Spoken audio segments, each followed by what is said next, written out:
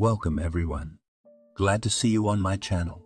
Today I will tell you about an unusual story, an amazing story about companionship and love. I wish you a pleasant audience. When I get rich, I'll become a cool banker and invite you all to the restaurant. Steve, an excellent student, the soul of the company and a shirt guy, told his classmates. What's the occasion? Oliver, the math teacher who had entered the room, grinned wickedly. I don't care what the occasion is, smiled Steve. The main thing is to become a banker. That's true, nodded the teacher, and looking at him slyly added, but I hope you remember what subject a future banker needs to know. That's right, Oliver. Steve said, for me personally, your subject is sacred. I believe that mathematics is deservedly considered the queen of sciences. Well, that's good to hear, smiled the mathematician, writing equations on the board. It's just a pity that not everyone understands it. Harry obviously disagrees with you. No, I agree, Harry said hastily, fearing that he would not be called to the blackboard. That's good, Oliver smiled even wider. Then please come to the board. We need to get these two equations straightened out. Harry stood up slowly and walked doggedly to the blackboard. The classmates, like Oliver, knew how it was going to end. To do away with equations? No, this was not Harry's student. This call to the board was no different from the previous ones. So how are we doing? Oliver turned to the board. Harry was standing there with a dejected expression on his face, crumpling his chalk in his hands. What's the problem? The teacher asked curtly. Harry, have you not been studying again?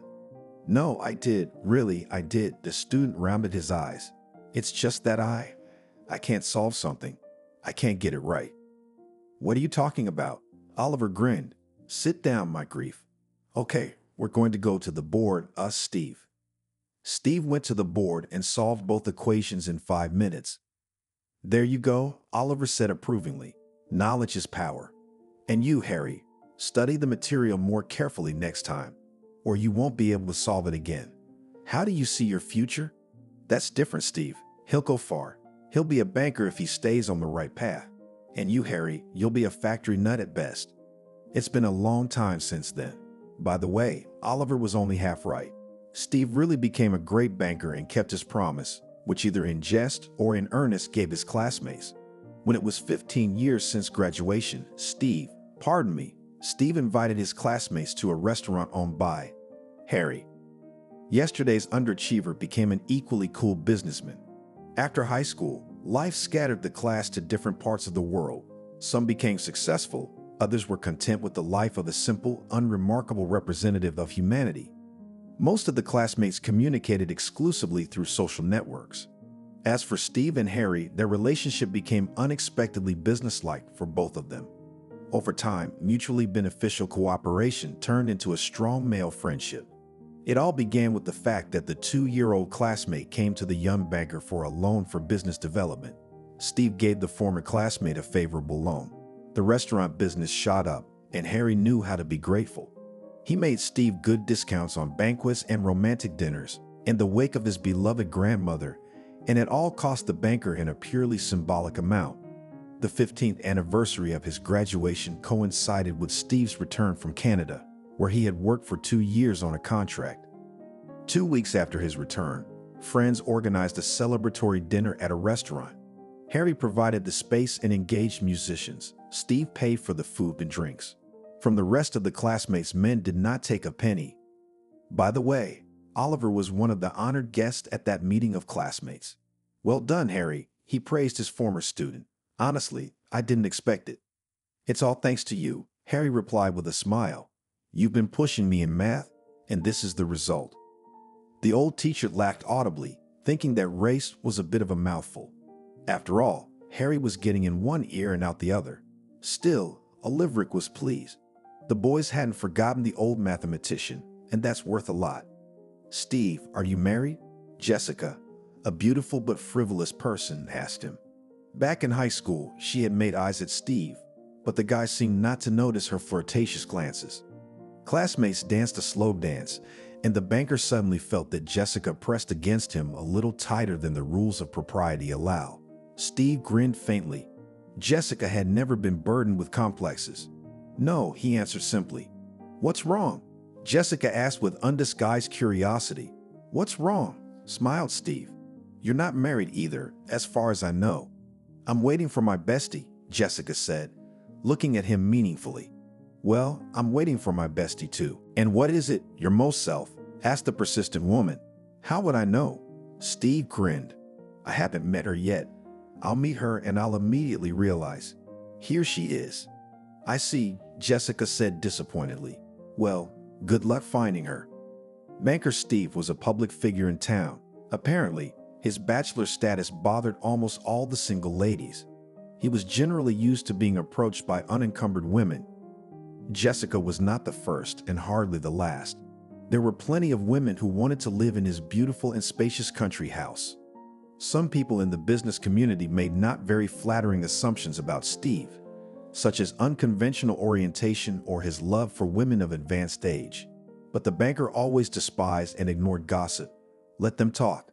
"Did Jessica have a good time?" Harry asked with a chuckle as the door closed behind the last guest. Everyone was content to see each other, to enjoy some good food. There had been some mishaps, though. Frank got so drunk he fell off the stage. Fortunately, his classmate got off with a slight fright. The friends saw off the guests, listened to the words of gratitude, and then with a sense of accomplishment poured martinis into glasses and drank, snacking on olives. Yes, the friend smiled. You could say she was besieging me, all looking for a favorable party. She also hinted to me that we could be a perfect match. "Really? You're a married guy?" Steve wondered. "That was a year and a half ago," the classmate explained. "Isabella and I had just started dating, so our Jessica tried to convince me that I couldn't find anyone better than her." "What does she do?" "She was in commercial real estate as a sole proprietor, but 2 years ago her business failed." "That's it." Steve grinned understandingly. "Uh-huh," nodded the restaurant owner, pouring a second one. "Jessica was used to living large, and now, as far as I understand, she's broke and looking for someone to improve her unenviable financial situation and intends to sell herself for more money. That's the system." "Yeah," Steve said sarcastically. "I don't envy it." "No kidding. How did you get her off?" "You blew her off, didn't you?" "Well, let's just say I politely let her know that we weren't going to get along." He smiled. "Good for you." "Hey, Steve, why don't we get drunk?" Harry suggested it. "Oh, Mel, some other time." The banker waved his hands. "I want to get a good night's sleep tomorrow. It's been a busy week." "It happens," Harry nodded. Steve lived in the country, and the cab ride, not counting the wait for the car, would take half an hour. And since it was Saturday, the wait could be longer. Steve looked at his watch and was surprised to find that it was not yet 7 o'clock. That's what it means to get a good night's sleep, the banker thought with satisfaction, and shuddered at the thought of what would happen if he accepted his friend's offer. Definitely nothing good. Steve briskly strode into the kitchen and made coffee. A cup of scalding, aromatic coffee and a walk in the woods was the morning program of a successful young banker's day off. Steve drank his coffee leisurely, rinsed his cup, and putting on a t-shirt, shorts, and a light windbreaker, went for a walk. When Steve lived in Canada, he loved to go to the lakes and walk in the woods. Actually, it was from there that the banker brought his passion for morning walks. After such walks, his brain was charged for the week ahead, and the work was done. The man walked through the forest, breathing in the fragrant summer air with pleasure. He thought about the fact that Canada, of course, is a great country, but it was there that he realized how much he missed his native country. After the walk, Steve usually had breakfast and then spent the whole day idling, accumulating additional strength for a hard work week. After about 40 minutes, the banker headed home in anticipation of a delicious, nutritious breakfast and quality rest. Suddenly, he heard moans. Listening, Steve realized that the sounds came from the side of the road to the village. A wounded animal? Steve thought. No, it doesn't sound like it.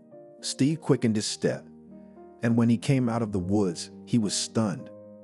There was a bloody woman lying by the roadside. Apparently, she had been hit by a car. The picture is clear, he summarized. Hit and run. What kind of people are these?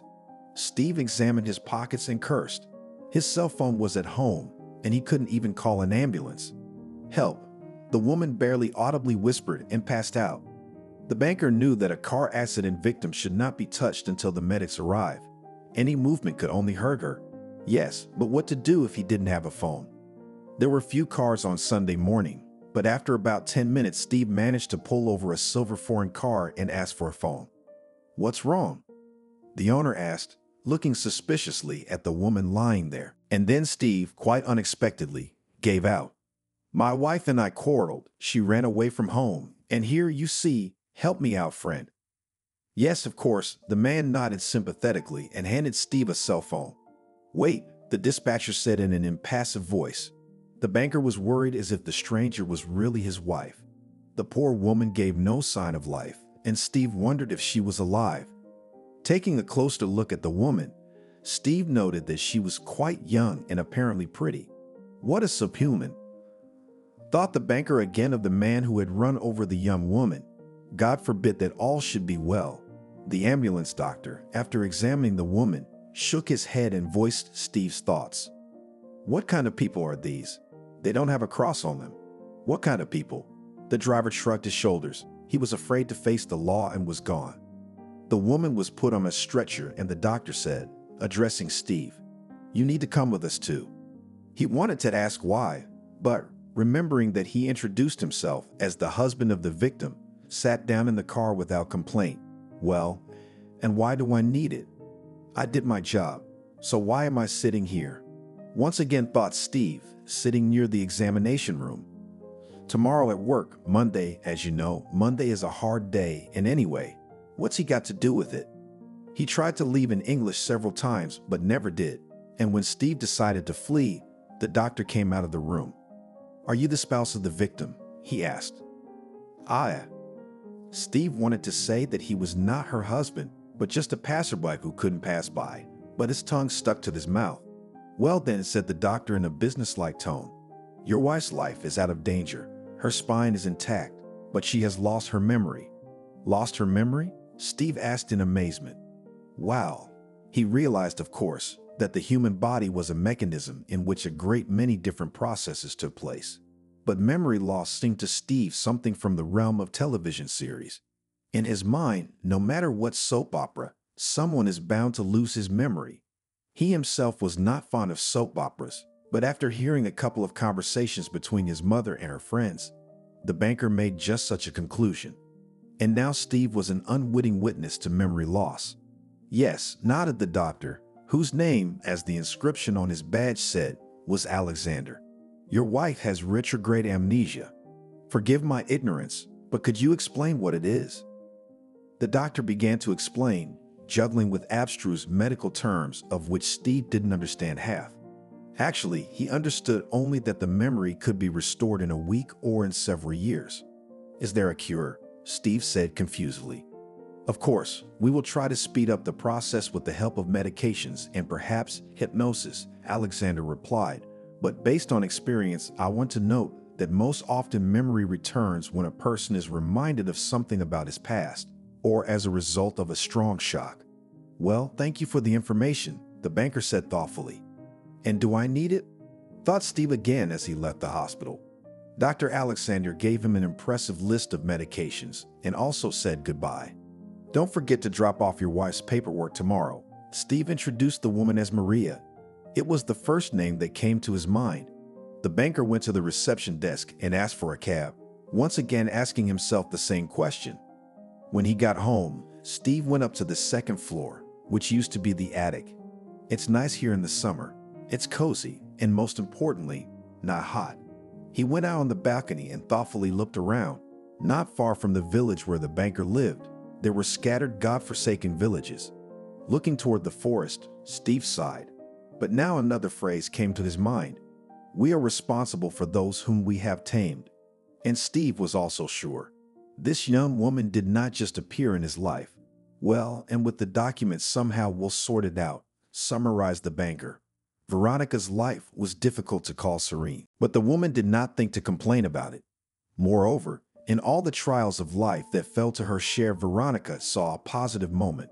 Life hardships made her stronger, for which the woman was immensely grateful to them. 6 months ago, Veronica had a grief. Her only daughter Maria went missing, and the inconsolable mother was left with an 8-year-old granddaughter, Elizabeth. So she had no right to be discouraged. After all, if something happened to her, and the girl will go straight to the orphanage.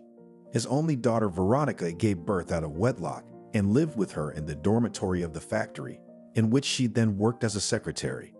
The young mother came out of maternity leave and registered Maria in kindergarten, but the little girl began to be sick often.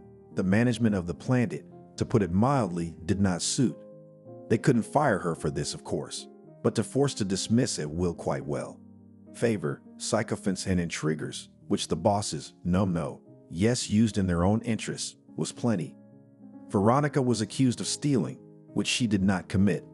Unfortunately, to prove otherwise, when the bosses are determined to dismiss, is simply unrealistic. Considering that you are a conscientious employee, we will not make a fuss, said the director, averting his sly little eyes. Well, you should, but I offer you two options, resignation or dismissal by article. The choice was obvious, so the young mother was left without a job and without a place to live. Veronica and her daughter returned to her native village and settled in a dilapidated shack she had inherited from her late parents. The only person who treated the young woman humanely was Betty, an employee of the village council. This kind woman helped them to improve their living conditions, for which Veronica was eternally grateful to her. The specialist of the village administration helped them to get the house of a lonely old woman who had died alone and had no heirs. In addition, Betty helped Veronica with her job. With the help of a kind woman, the young mother got a job at the school as a checkroom attendant and a janitor in one person. The villagers disliked Veronica and talked about her inappropriately.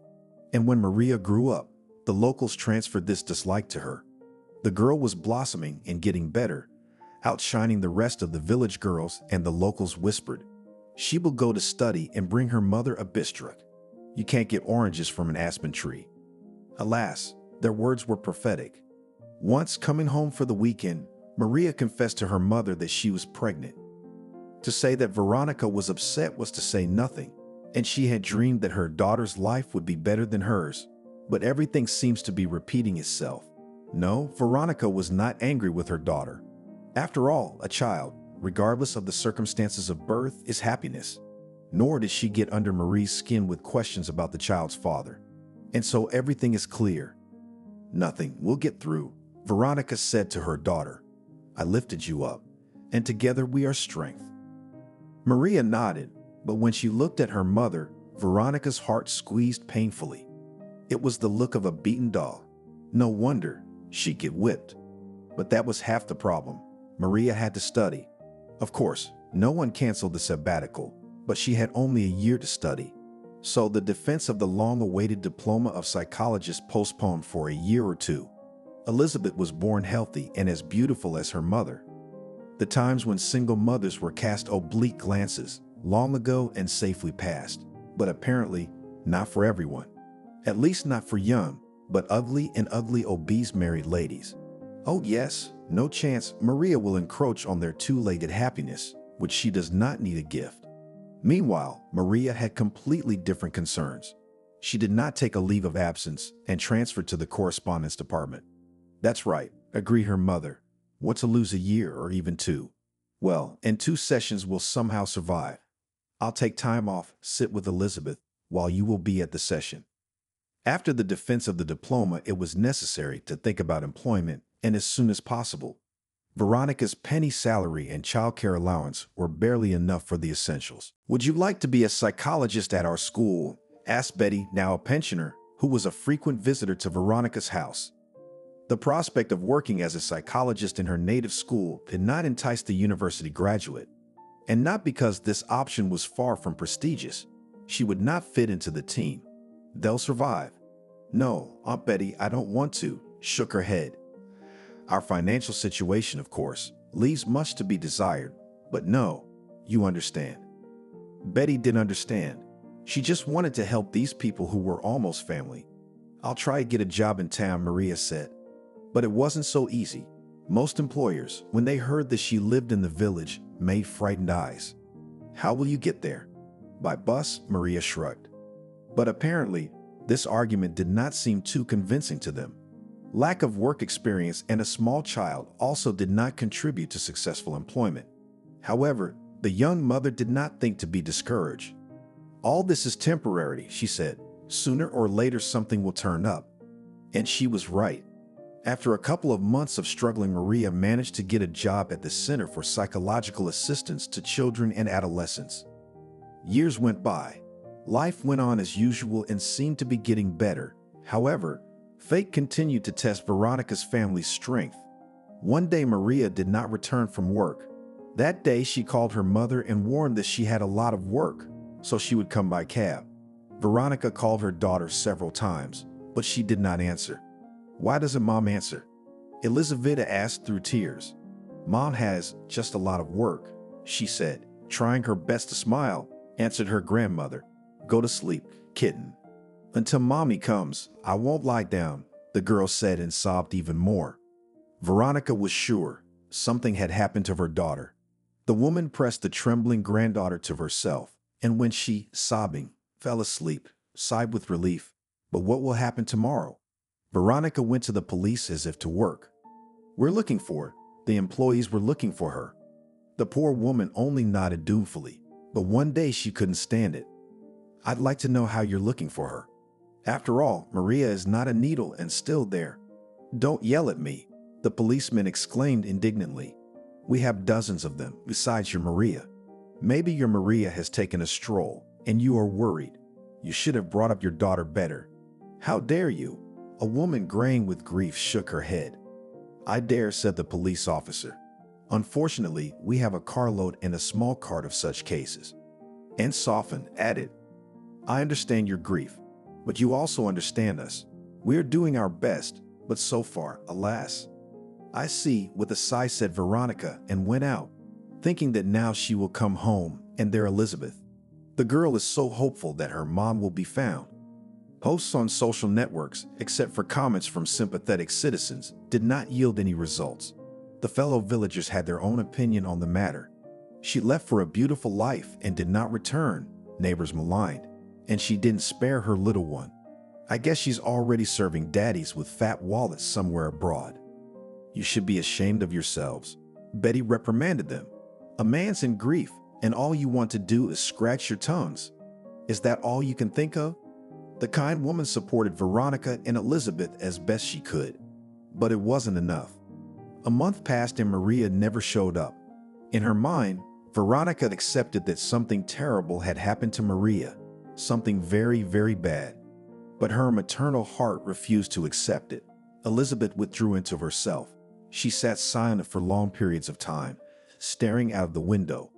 Mother is waiting, Veronica thought with a sigh. The poor woman was not the least bit relieved, but she had to be strong. Besides, one had to survive. It was hard to survive on the salary of a janitorial checkroom attendant, not to mention living with a child. Veronica occasionally looked through the newspapers for vacancies. She was ready to take any job, even the dirtiest one with a miserable salary, but rejection followed rejection. An old woman from the countryside was not the most attractive candidate. Terrible, Betty shook her head. Veronica, why don't you start selling, say, pies? And in August you'll pick tomatoes and cucumbers and start selling them too. Otherwise you'll be lost. And so kopecheka to kopecheka. Veronica thought about it. Why? It's a very good idea. Her piroshki, belyashi, sausages in dough and other baked goods are excellent. Tomato and cucumber harvest too, God willing. Angry neighbors even, there were times, whispered that this witch scares away weeds, so she grows everything. Veronica laughed. So be it. Less tongue-tie will be less, or else, just in case, I'll deprive them all of the gift of speech. Business went unexpectedly well. Veronica baked pies and other goodies, and Betty and her husband delivered them to cafes and diners on their old tin. There was enough work, and the grandmother and granddaughter were fed, clothed, and clothed. Having gathered an impressive harvest in August, Veronica, with the help of Betty and her granddaughter, rolled up about 50 different caliber jars of cucumbers, tomatoes, assorted, and patisans. Our company is thriving, Elizabeth said proudly. Veronica smiled and sighed furtively. She realized that her granddaughter was trying to hold on, but only the grandmother and the pillow knew how many tears this little girl had shed. It's hard to lose a mother at any age. And if you're only 8 years old, a few days before the new year, Elizabeth said. Bah, tomorrow I'm coming with you. Veronica planned to sell pickles on the highway. What are you doing there? The old woman asked in surprise. And if you get bored there, stay at home with Aunt Betty. I won't get bored, the girl said stubbornly. I want to go with you. Oh, please, I'll stay out of your way. I'll be quiet, like a mouse. Veronica thought about it. Actually, it wasn't too cold outside. The place near the covered bus stop was quite busy and popular, mostly with single truckers who wanted to buy homemade pickles. The buses to the village ran well, and if Elizaveta got bored, Veronica could send her home safely. And Betty, if anything, and will meet and look after and help to melt the stove. All right, agreed, answered her grandmother with a smile, and Elizaveta, giving a triumphant cry, went to dress. You have a helper today, I see, smiled Anna, an elderly, burly woman from the neighboring village. She was selling homemade lard. Today, in addition to the lard, she had 3 goose carcasses. Yes, smiled Veronica. Well, good assistant, nodded approvingly and turned to the girl. What's your name, beautiful girl? Elizaveta, she answered importantly. Well, and me, Baba Anna. Let's get acquainted. Here, take this candy. Eat it, so to speak, for getting acquainted. Thank you, Elizabeth nodded politely. The trade was going well. The main clientele were dacha owners who planned to celebrate the new year in the country. The first customer was a man in his 50s. He bought from Veronica 3 2-liter jars of cucumber and tomato assortment, after which he approached a neighbor. He bought a good piece of lard, a goose, and encouraged by the words of the women, eat with pleasure, drove off in the direction of the city. 15 minutes later, a black SUV pulled up. A young man of about 25 and a lady of about 40 with a tail, wearing a mink coat and red lacquered boots, got out of the car. How much are the geese? He asked Anna cheerfully. 700 rubles, smiled the peddler. Archie, the lady exclaimed in horror. Don't tell me you're going to eat it. You got it absolutely right, confirmed the guy. I'll bake it with apples, with a ruddy crust. Nice. Or would you rather have it in beer? That's a good one. My son has to eat right, the woman retorted. Mom, calm down. This is the right diet, the guy said admonishingly, and ignoring the indignant look of his loving mother, took money out of his wallet. It's all cholesterol, the woman persisted. Yes, and very tasty cholesterol. Archie waved his hands and, wishing the women a happy new year, walked to the car. The buyer's mother said something about not caring about health and position in society. He objected cheerfully, and then the SUV started and drove off into the countryside, most likely to a dacha village where rich people lived. The women laughed merrily. Yes, I don't envy this lover of good food. Anna laughed through her tears. I suppose his mother gives him steamed cutlets and stewed vegetables. That's right. Veronica picked up on it, and without salt. The old businesswoman laughed again. Today, they had worked hard. By lunchtime, all the goods were sold, and Anna called her son-in-law to pick her up. He arrived about 20 minutes later, and the women warmly said goodbye and congratulated each other on the coming holiday. Baba, I want to eat. Elizabeth whimpered. All the food supplies had been eaten, and the bus was delayed. Besides, suddenly there was a strong wind. Is there a snowstorm coming? Veronica was worried. The bus was still not coming, and the elderly woman called the dispatcher's office, where she was told that the bus was delayed. A few minutes later, something unimaginable began. It seemed that the snowstorm, which despite Veronica's fears still played out, would now pick them up and carry them away for faraway lands. The woman liked what was happening less and less. Let's go beyond the stop. It's not so snowy there, she said to the crying Elizaveta, thinking at the same time, what an old fool. Well, why the devil did she bring the child with her? And just they took a step beyond the stop, as a truck rushed past them, and Veronica, not keeping her balance, flew into the ditch. Elizabeth was stunned, and then screamed as loud as she could. Grandma, bada. Now, grandmother barely audibly moaned, writhing in pain, though she wanted to howl, but she couldn't scare the child. Now, dearie, I'll come up and... Veronica fainted. When Elizabeth saw that her grandmother had suddenly closed her eyes, she sobbed out loud. Grandma, no, she cried. And cars were passing by, and none of them cared about the crying girl.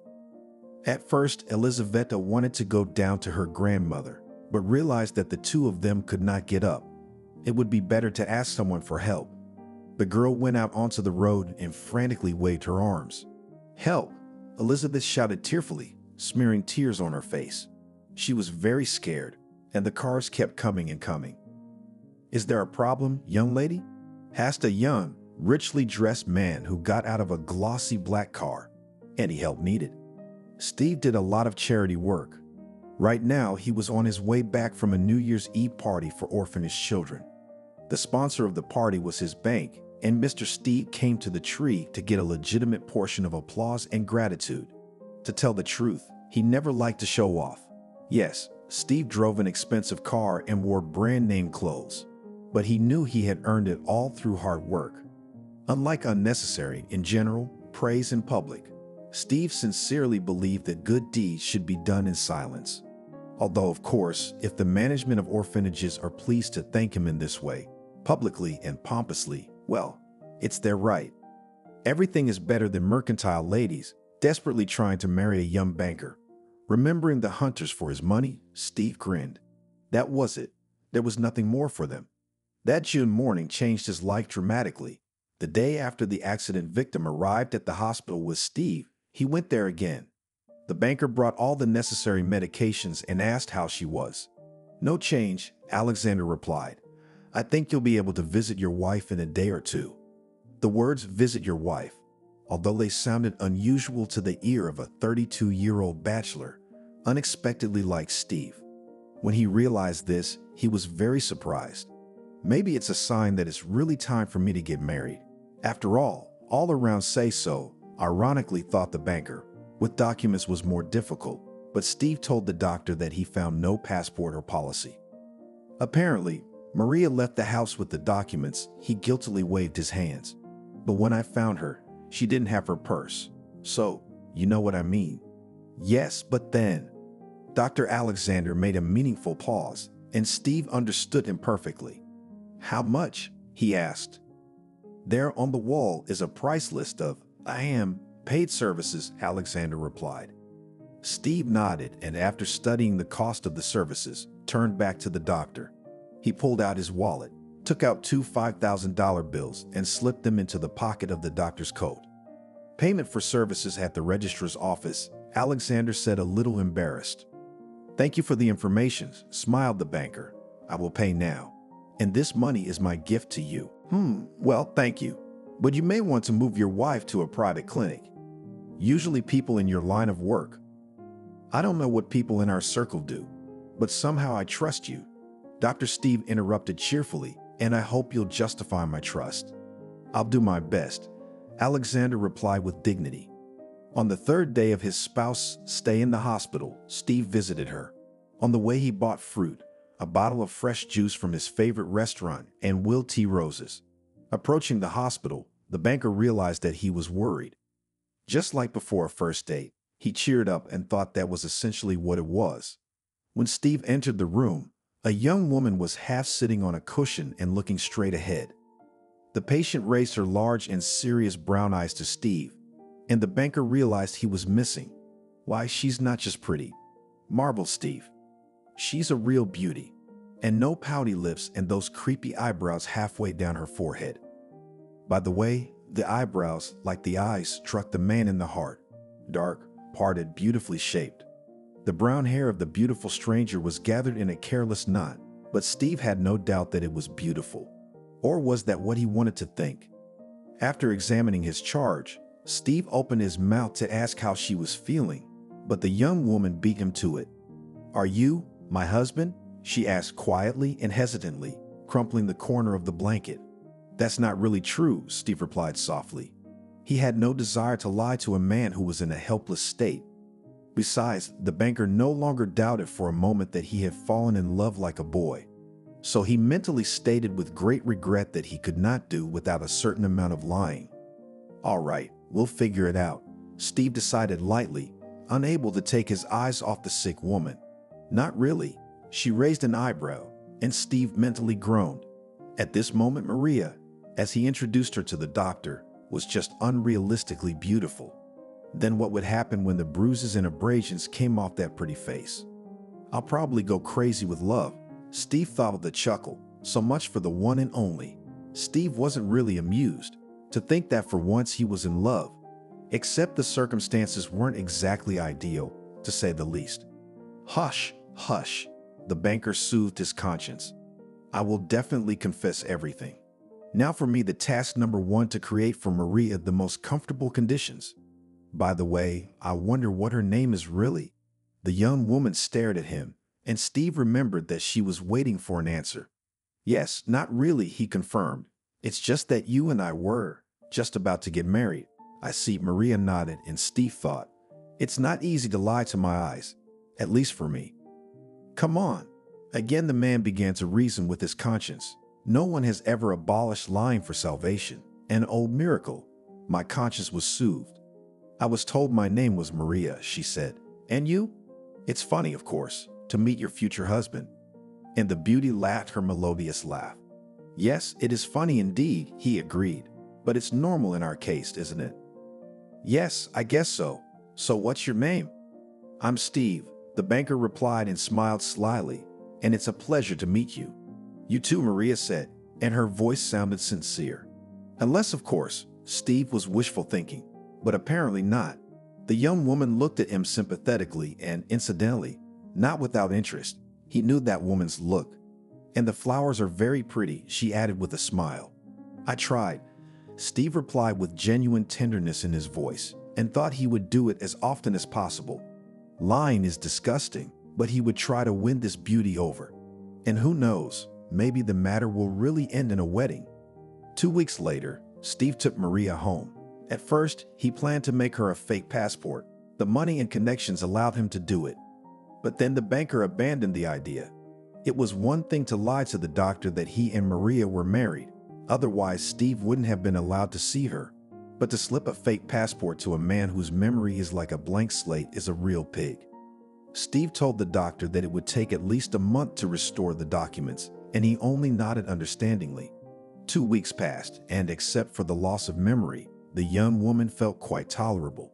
So Alexander decided that she could be discharged. And it turned out that in the end, the doctor turned a blind eye to the lack of documents, for which he received a good sum at discharge. On the eve of discharge day, Steve called his friend Harry. So tell me, where does your Isabel address? Harry was in the know, so his classmate's question didn't surprise him. I never realized you were such an adventurer, Harry remarked when the banker told him of his intentions.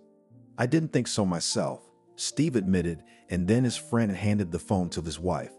Isabella listed her favorite ladies' stores, and the banker, thanking her, went shopping. The sales girls looked curiously at the man, in whom they recognized the owner of the bank, but did not say anything. But Steve was a sharp shooter. The banker knew exactly. These clever bitches with model looks are probably wondering for whom the famous banker buys all this closet. He quite admitted that not today, so tomorrow, the report from the shopping will excite the city. Oh, the internet. Steve had bought everything needed for a complete ladies' closet from lingerie to outerwear. Thank God I'm not tight on funds, he thought. Otherwise, how will I get by? On the day of the discharge, Steve bought Marie a beautiful dress, shoes, a luxurious basket of roses, and gently putting her in the car, said, "Shall we go home?" She only nodded with a smile. In those 2 weeks, Steve and Maria, or who was she, had become very attached to each other. All the patients were jealous of this beautiful brunette with the shy smile. One could only dream of Steve's reverence for her. I wonder how they would react if they knew the truth. The banker had asked himself that question more than once. What did he care about some strange women, though? But the question of how the lady of his heart would feel about this lie really did not give Steve peace. And although he repeatedly entered into dialogues with his conscience, trying to convince her that there will be a day there will be food, on Steve's soul was sticky and dirty residue. But one way or another, Maria had to be taken to his house. Where would he take her? Steve couldn't help but realize that Maria's relatives might be looking for her.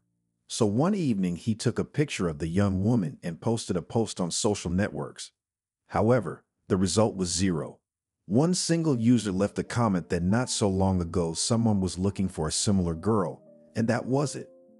Then Steve had no time to post. He was busy at work, and when he remembered about it again, he reasonably decided that the relatives of his ward, if any, could do something about it themselves. Hiring a nurse was not an option. Maria served herself and did not go beyond the territory. "What if I get lost?" she said with a laugh. "Then I promise to walk you around the village every day," solemnly swore Steve. "I assure you, there is much to see here." And they walked, swimming in the lake, picking flowers, berries, and then mushrooms. It was really great, but the lies poisoned all the joy. Maria felt quite well. The only thing that bothered the young woman was periodic attacks of headache, but Alexander prescribed pills for that. All that remained was to wait. But for what? Marital relations were out of the question. Spouses slept in separate bedrooms, although to hide it, there were some playful thoughts. You're not a monk, and when the house walks such a beauty with a seductive figure, it is difficult to think only about nature and the weather. There are probably men out there who would take advantage of the situation, but because Steve was a decent man, this did not happen. He decided at once, if it does happen, it'll be fair. It would be a good idea to get to know each other better first, but it's easy to say, get to know each other. A person who is faced with the loss of a relative's memory will have to, shall we say, familiarize him with himself. But after all, Steve himself knew nothing about the young woman he had given the name Maria. Yes, the situation, he thought. If someone had told me under what circumstances I would meet my love, I would never have believed it. In the meantime, Steve was being bombarded with questions. Where and how did we meet? Do we have kids? Have we lived here long? And so on. Steve felt like his brain was about to explode. When Maria asked him to tell the story of how they met, he mumbled something like, just an ordinary college party. We liked each other so. Where did we go to school? The young woman asked, looking at Steve inquisitively with her beautiful eyes. Good question, grinned Steve mentally. Well, it's all clear with me, but where did she study? The Institute of Commerce and Law. He named the school he had graduated from. Yes, Maria asked with surprise and thought deeply. And Steve thought, that would be funny if she graduated from some Sharashkinoi office, and I attributed to her a prestigious university. Steve suddenly remembered what Maria was wearing when he discovered her. She was wearing a summer business suit. This suggested that Maria worked for a decent organization that accepted people with a college degree. Well, or at least graduates of technical schools. So, a Sharashkin office could be safely dismissed. When Alexander gave Steve this outfit, the banker did not hesitate to burn it. The suit was torn, blood-stained, and unwearable. So maybe you shouldn't have done it, Harry snorted. What if your beautiful stranger had seen it and remembered what had happened to her and who she was? Steve slammed his fist on his forehead. What an idiot, he exclaimed. That's right, isn't it? But on the other hand, is it worth scaring her? Also true. One day, Steve woke up to a mind-blowing odor. It smelled of coffee and something else distinctly meaty. The intrigued banker sharply threw off the blanket and went to the kitchen, where he saw a rather nice picture. Maria, dressed in a light olive-colored silk robe, which went surprisingly well with her dark eyes and hair, was frying pancakes. Some of the pancakes, filled with chopped chicken and mushrooms, were laid out on a platter. What wonderful flavors, Steve said excitedly. Can I try some? Of course, smiled Maria. Do you want it with sour cream? Yes, he nodded, pouring himself some orange juice. And she's a very decent cook, thought the banker. Steve was pleasantly surprised. Pretty slim, economical, and she seemed to have a good character. We should take her. Do you like her? The ward asked. Very much. With a satisfied smile, Steve replied, reaching out for another pancake. Did I often make pancakes? Often, said Steve laconically, hoping that would be the case. Steve sighed, Maria said, and the banker realized there was another batch of questions to come. Yes, trying to sound carefree, he said. What did his ward have in store for him this time? Steve, do we have any pictures of us together? That's why I'm asking. Maybe if I saw them, I'd remember everything. Well, it's unbearable to live without knowing who I am, Maria finished pathetically. Steve sighed. Here we go again. What's so strange about it, though? It's a predictable question, and if you think about it, it's strange that she didn't ask it right away. But when your head's a mess, it's really hard to think straight. You see, Maria, Steve said slowly, thinking up an explanation as he went along. The photo albums were lost when I moved into this house. Sure, I had a lot of photos on my smartphone, but I lost it not too long ago. And when I bought a new one, we somehow didn't take pictures. I had a lot of work to do. I see. But I promised to make up for it. You and I will definitely be photographed together, smiled Steve, and looking at the clock added, and now I have to go to work. Thanks for breakfast. It was delicious. Got away with it, Steve thought, starting up his Infinity. Once again, Maria's memory was stubbornly unwilling to recover, and Steve had mixed feelings about it. On the one hand, the young banker was used to the company of a mysterious, beautiful stranger. And if Maria remembered who she was and where she came from, she would return to her former life. But what about him?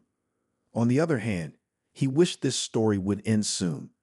But Steve was afraid to imagine what the outcome would be. Would he be accused of holding the man down? True, Maria's relatives never showed up, but who knows what was wrong? Maybe they hadn't seen his post. Steve envisioned the bold headlines in the media and on the internet. Banker Steve held woman down. Thinking about it, Steve hummed cheerfully. That's how they lived. Maria cooked delicious breakfasts, lunches, and dinners. Steve worked and pleased his beloved with bouquets of flowers and arranged shopping for her. From time to time, the ward would ask him questions and Steve would come up with answers. A few months later, Marie had a dream. The young woman dreamed that she was holding a baby in her arms. Waking up at 4 o'clock in the morning, Maria made her way determinedly to Steve's room. Maria? He was surprised. Is something wrong? Are you sick? Steve, tell me, did we have a child? Persistently asked the ward. A baby? What baby? I had a dream that I was holding a baby in my arms. Oh, a dream? Steve was relieved. Well, it was just a dream.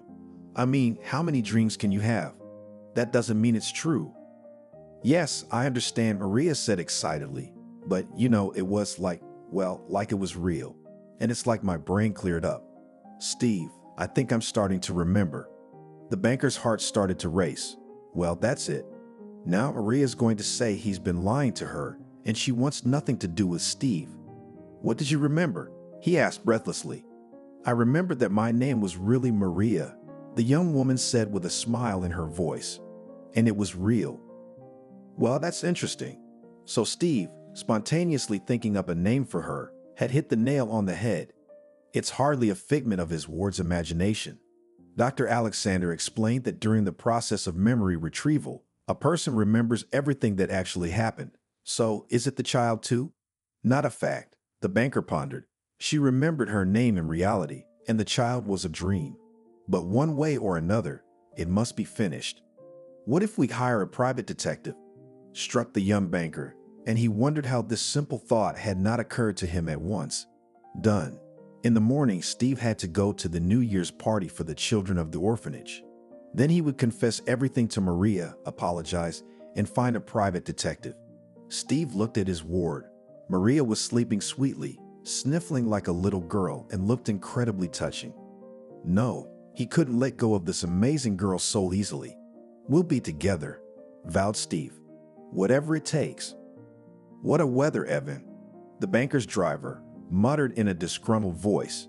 It was so calm in the morning, and now the windshield wipers were failing, and the ice chips were hitting the windshield audibly.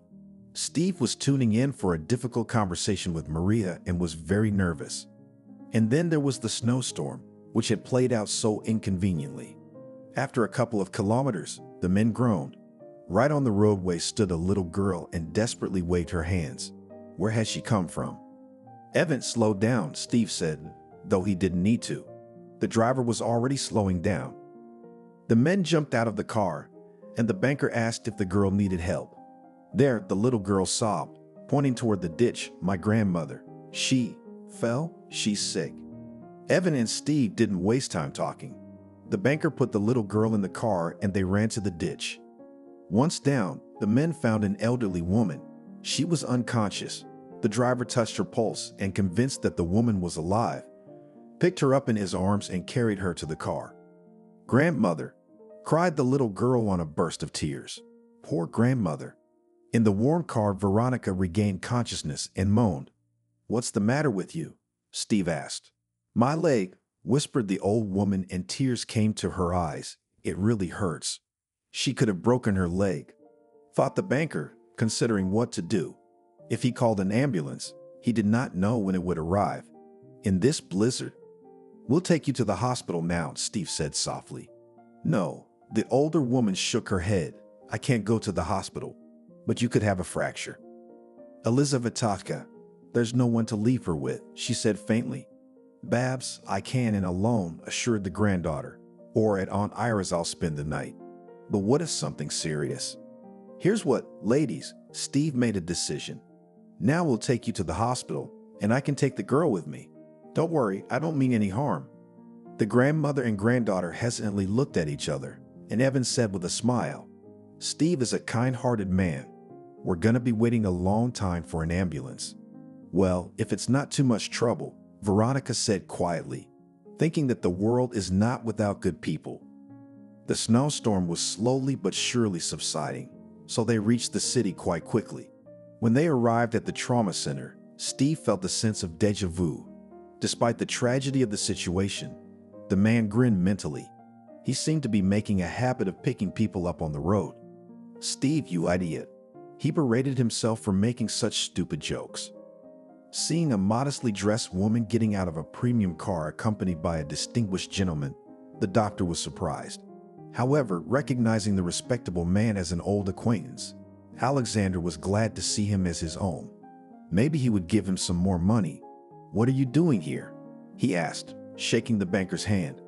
"I brought my grandmother," Steve explained. "Picked her up on the highway.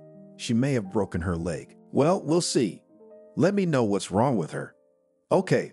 The surprised doctor shrugged his shoulders and disappeared into the examination room. After about 20 minutes, Alexander came out and said, "Grandma's leg is indeed broken. Fortunately, the fracture is uncomplicated. Can I take her away?" "No." Alexander shook his head. "We'll leave Grandma for a week." "I see," nodded the banker. "Maybe you need something. Some medicine or something?" "No. The hospital has everything we need. Maybe some vitamins, calcium to strengthen the bones, or cottage cheese, dairy, fish." "Got it." The doctor was completely confused. Is he going to buy food and medicine for a strange granny? Alexander thought, perplexed. There's nowhere to put the money. "Then I'll go to the store." Steve confirmed his assumptions. After picking up a full bag of fruit, yogurt, cottage cheese, a large box of juice, and a couple of chicken breasts in the supermarket, the banker took the products to the hospital and they rolled back. "Let's go to my place," Steve said cheerfully to the little passenger. Elizabeth nodded importantly.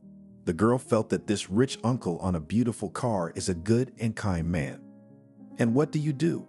daring asked Elizabeth. "I am a banker," smiled Steve. "Banker?" With respect stretched out the girl and simply asked, "You must be rich." "Rich," he did not hide the obvious. "Great," Elizabeth said approvingly. "I think so too," laughed the banker. The roads were thoroughly snowed over, and there was a long traffic jam on the way out of town. I should call Maria, Steve thought, and took out his cell phone and dialed her number. "Don't worry, it's just a traffic jam," he said. "Maria, I'm not alone tonight."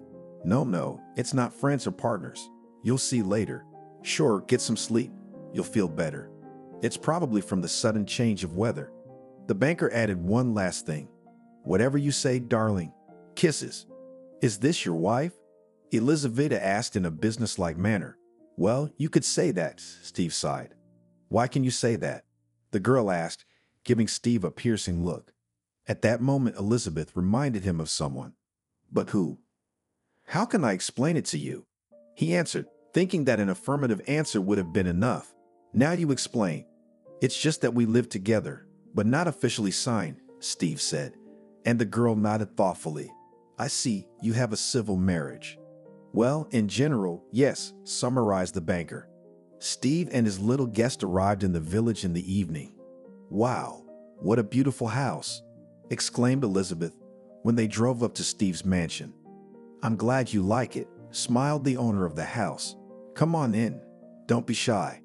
And where is your wife? Asked the girl. My wife is not feeling well right now, but when she sleeps, she will feel better, and she will definitely join us. Is your wife pretty? Very beautiful, smiled the banker. For me, she is the most beautiful. You are a lucky man, summarized the girl. I think so too, laughed the man. But you know what would make me even happier? What? Elizabeth asked with interest. A delicious and nutritious dinner. I don't know about you, but I'm starving. Are you? I am, the little guest admitted maturely. Steve heated up a soup with mixed vegetables and beefsteak from Harry's restaurant. They were accompanied by rice and spaghetti. The hospitable host asked Elizabeth what she would eat the steaks with, and the girl opted for spaghetti. Great, Steve said. I'll heat up the spaghetti now. In the meantime, we'll have soup. It's perfect for the cold weather. While the guest appetizingly nibbled on vegetable soup, the banker looked at her with curiosity. He liked the girl, so pretty and smart. Suddenly, Steve thought that he could have a daughter of the same age, or a son. Elizabeth, how old are you? Steve asked. 8. And I'm 32. 24 is a normal age to be a father. And my parents keep asking me when I'm going to give them grandchildren. God, what's going through my head? Uncle Steve, how did you become a banker? Elizabeth suddenly asked him, and he almost choked. What can I say? An unexpected question for an 8-year-old girl. The numbskull is already 10, so he seems to be interested in nothing but computer games. Well, I wanted to be a banker for starters, Steve chuckled. 6th grade. I was told I could change my mind 100 times before I graduated, but no. And after school, I went to the Institute of Commerce and Law. Then I worked in a solid company, took advanced training courses, and as a consequence, started my own business. Elizabeth listened attentively, looking at the banker with respect. And when Steve stopped talking, she asked, Are there any female bankers? And yes, inquisitive God, thought Steve and replied, Well, why not? Elizabeth, I'll tell you this. It's not gender that matters, it's responsibility. Irresponsible people have nothing to do in the financial sphere. And of course, the desire to constantly learn and develop. During the conversation, they did not notice how Maria entered the kitchen.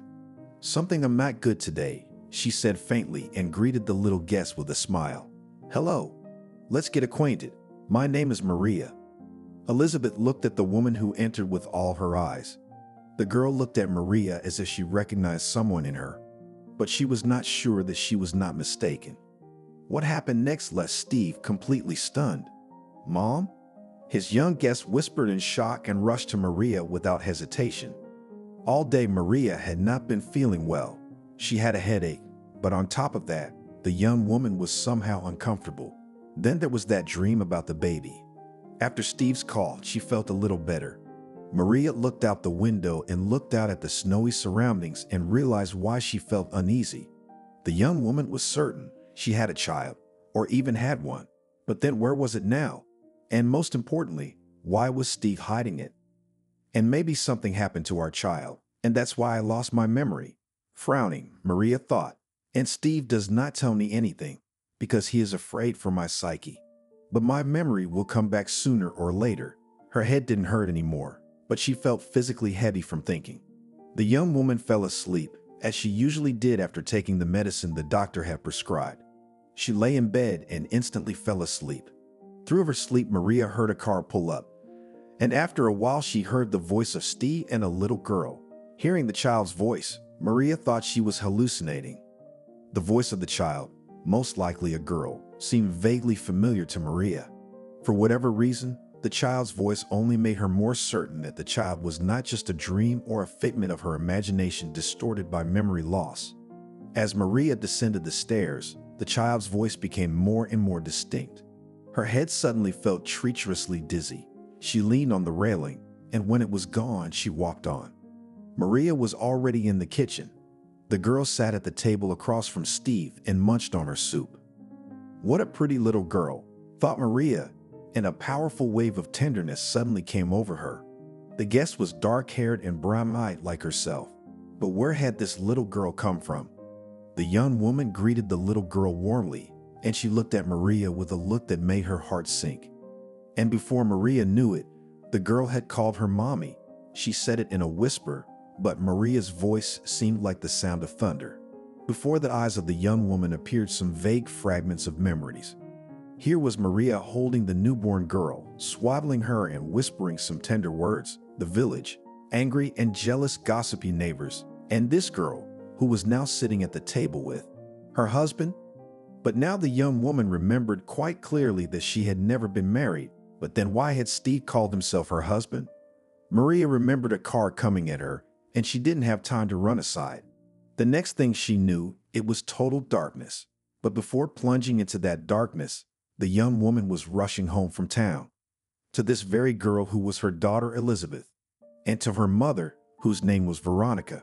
Maria's memory unraveled like a ball of thread. She remembered and remembered, and Elizabeth clung to her and laughing or crying said, "Mommy, my beloved mommy, I knew that you were alive and that you had not abandoned me."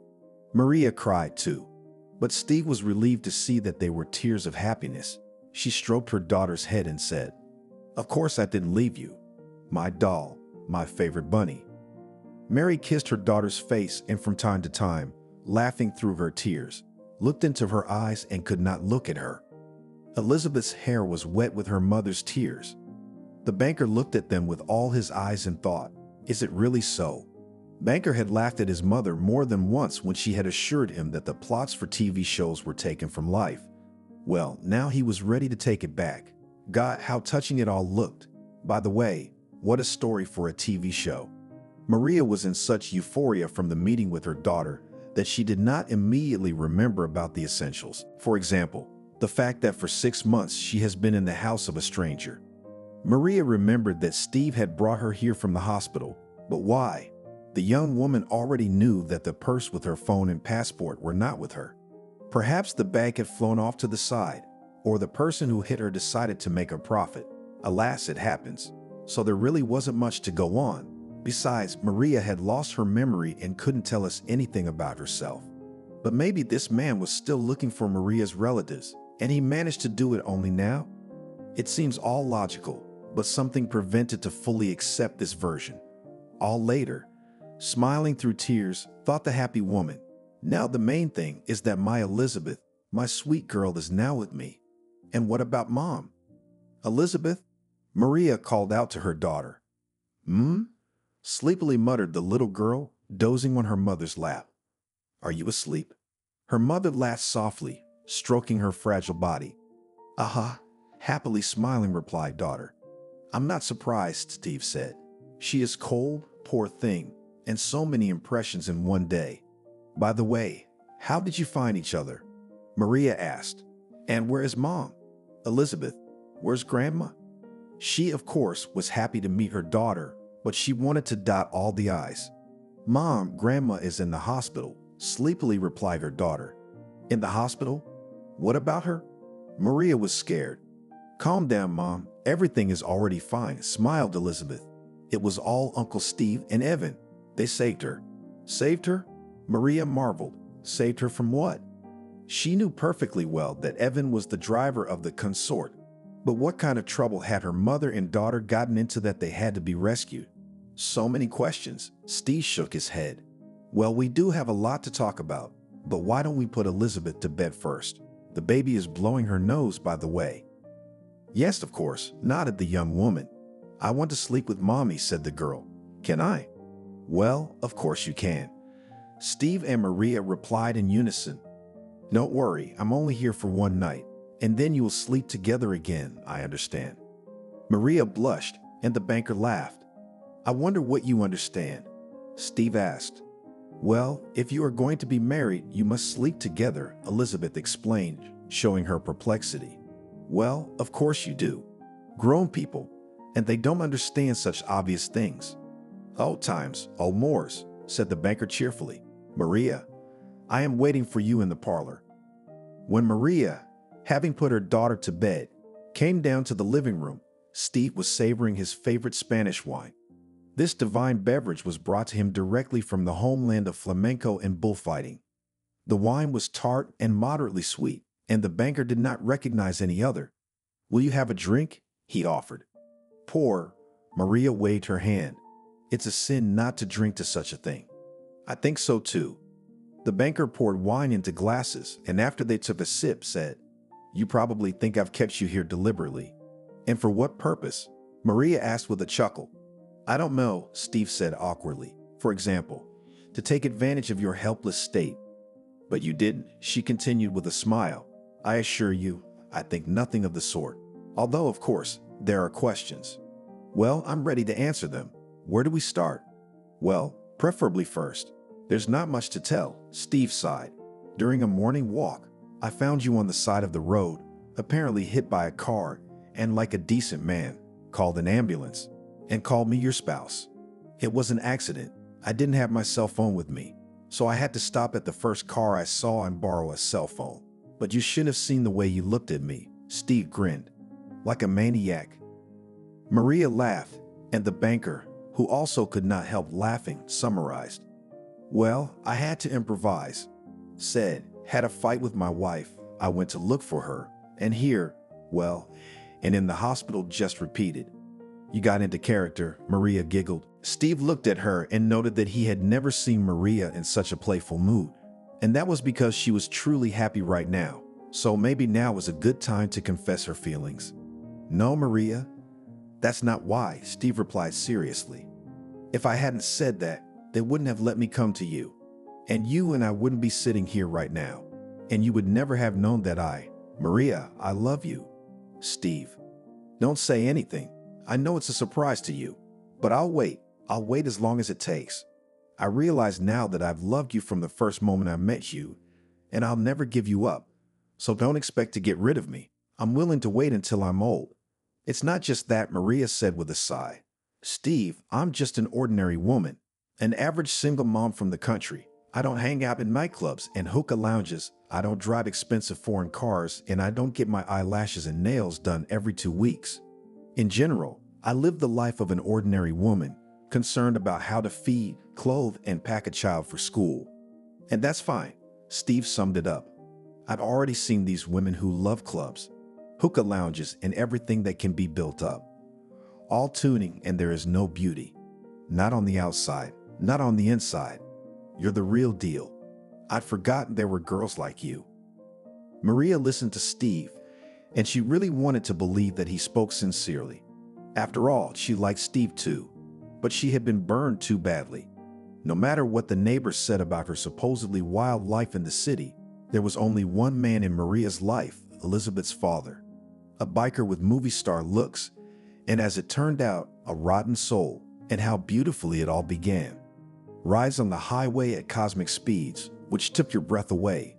A luxurious bouquet of roses in the window of the dormitory with a crane, and not for his birthday, but just like that, without reason, flashy nightclubs, and words. I promise you nothing. As soon as Maria informed him of the pregnancy, more wine. Steve's voice came through the veil. Steve saw how embarrassed and tense Maria was and hurried to defuse the situation.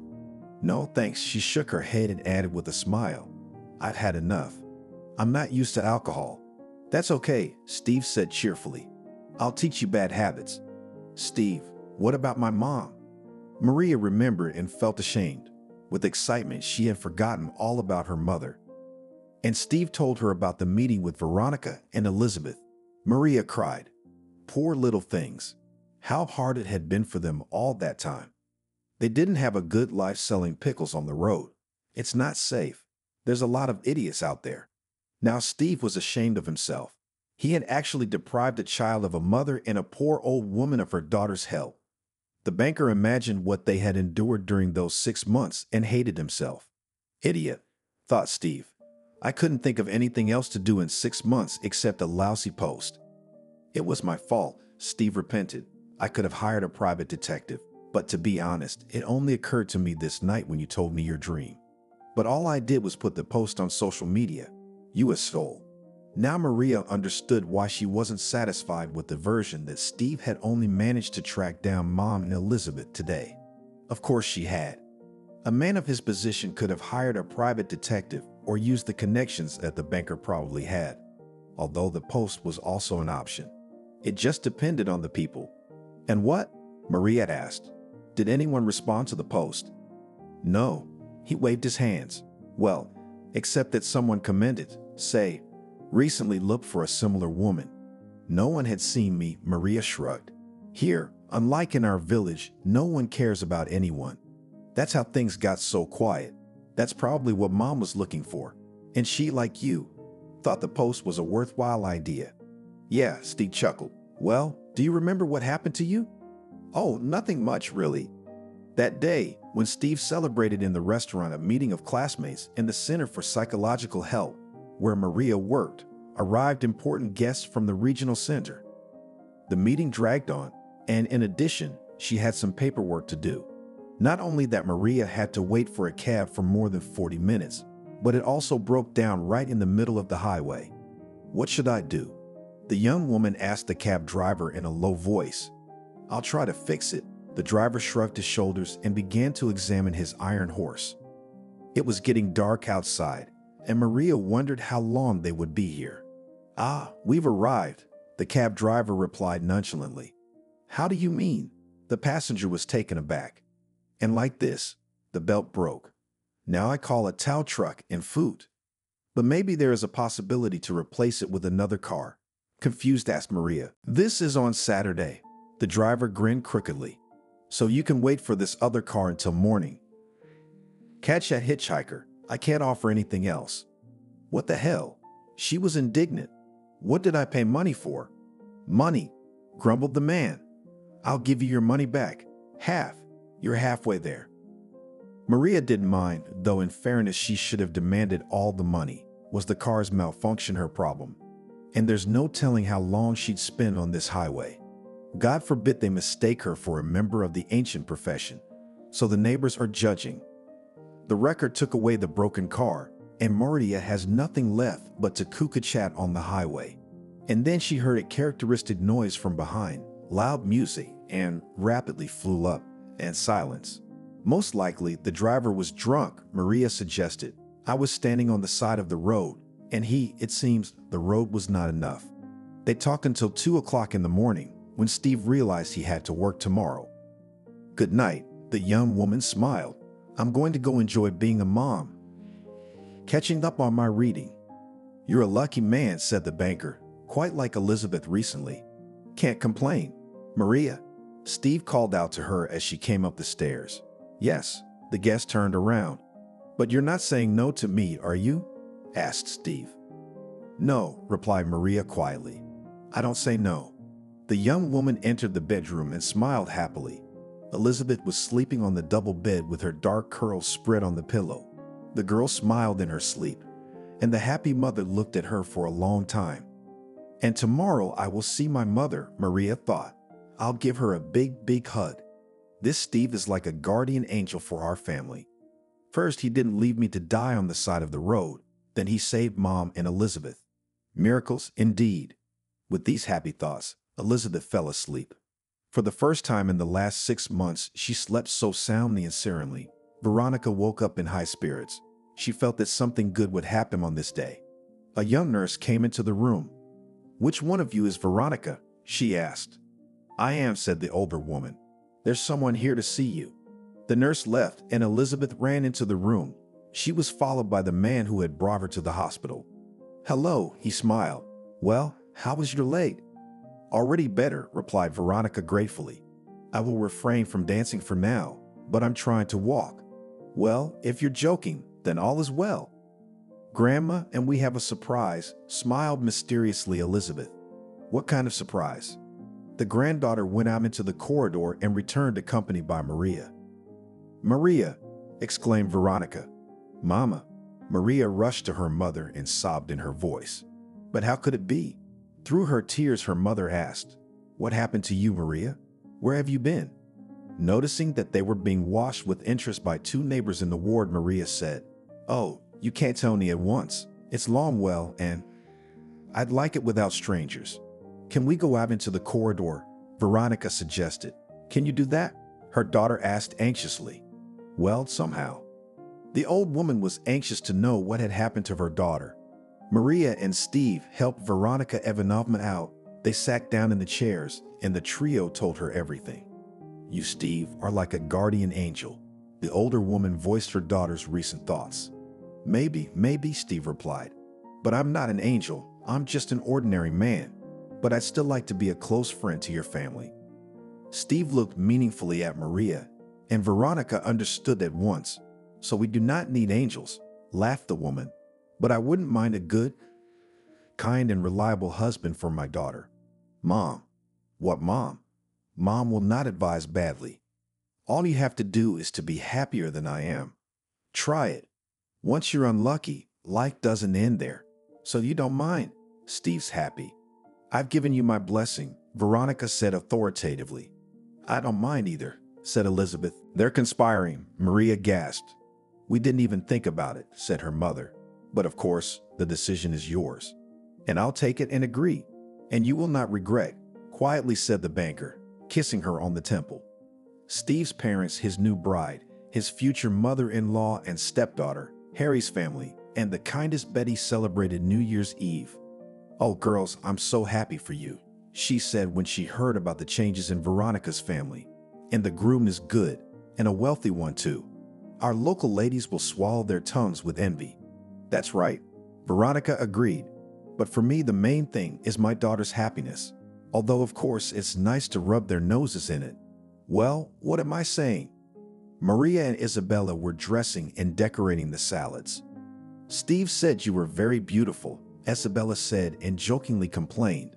But it turns out he was lying to us. You're unrealistically beautiful. You say that too, Maria smiled embarrassedly. I'm just ordinary. Well, no, objected her new friend. You are naturally beautiful. Steve chose you for a reason, and he had a choice, you know. Steve always said he wouldn't get married until he met the one he wanted, and now that moment has come. Our Steve is in love like a schoolboy, and you say she's ordinary. Steve, that's great, Harry said admiringly about his friend's future wife about an hour after the chimes and congratulations of the head of state. After my Isabella, of course. For the sake of such beauty, it was worth the wait, although some people have expressed the idea that the bride is as ugly as sin. So you've been hiding her from everyone. Let me guess who expressed such a thought, laughed Steve. Was it the incomparable Jessica? That's her, Harry confirmed. Apparently, she'd been hoping to be Steve's mistress until the last moment. The banker summarized, and the friends laughed. The young banker's parents were also delighted with their future daughter-in-law. She's nice, Louise approved. And she has a cute little girl. I loved her at first sight. But I hope you'll have children together. Of course we will, assured the son.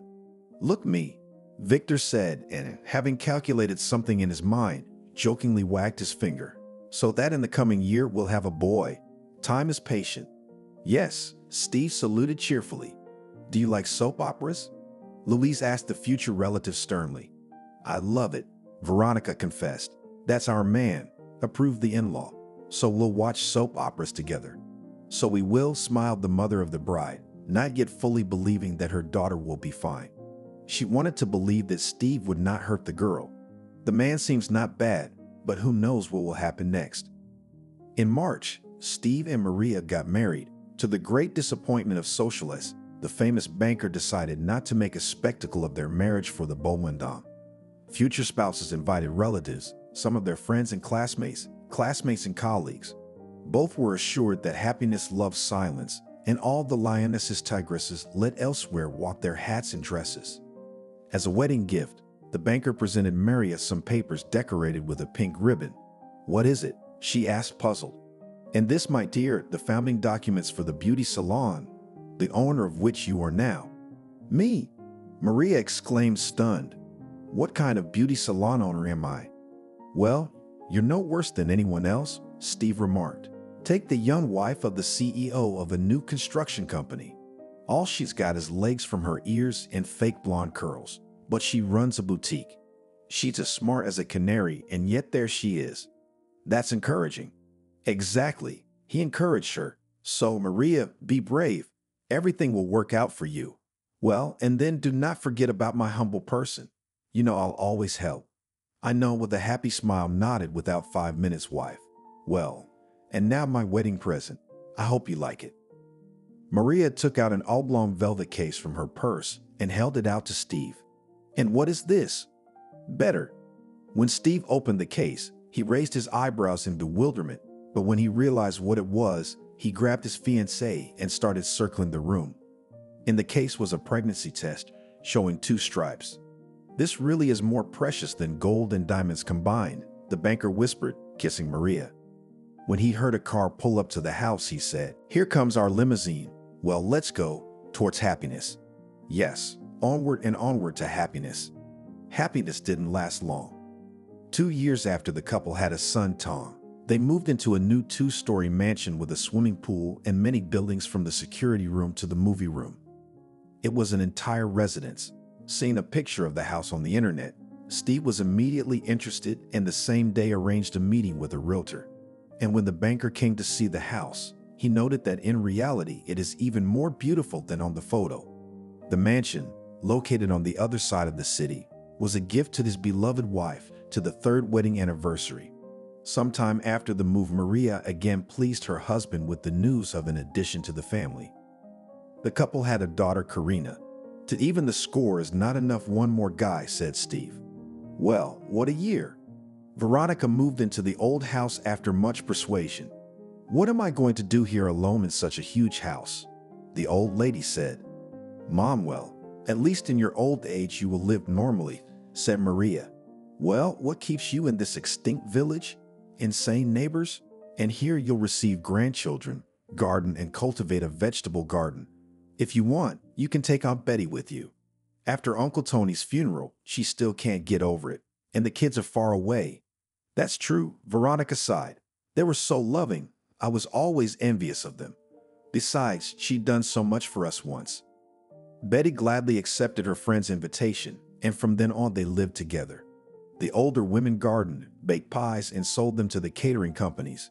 "You're good, of course, but why beat your legs when we have Harry?" Steve said one day. "Bake your own pies and donuts, and Harry's driver will take them to the restaurant." The energetic old lady signed a contract with Harry's, and their business took off. A year later, the ladies of venerable age were awarded a diploma for contribution to business development. Banker Steve decided to try himself in a new field and, having sold the bank, created a logistics company from scratch. Maria successfully managed a beauty salon and was thinking about a branch. "And you said, 'I cannot,'" teased her husband.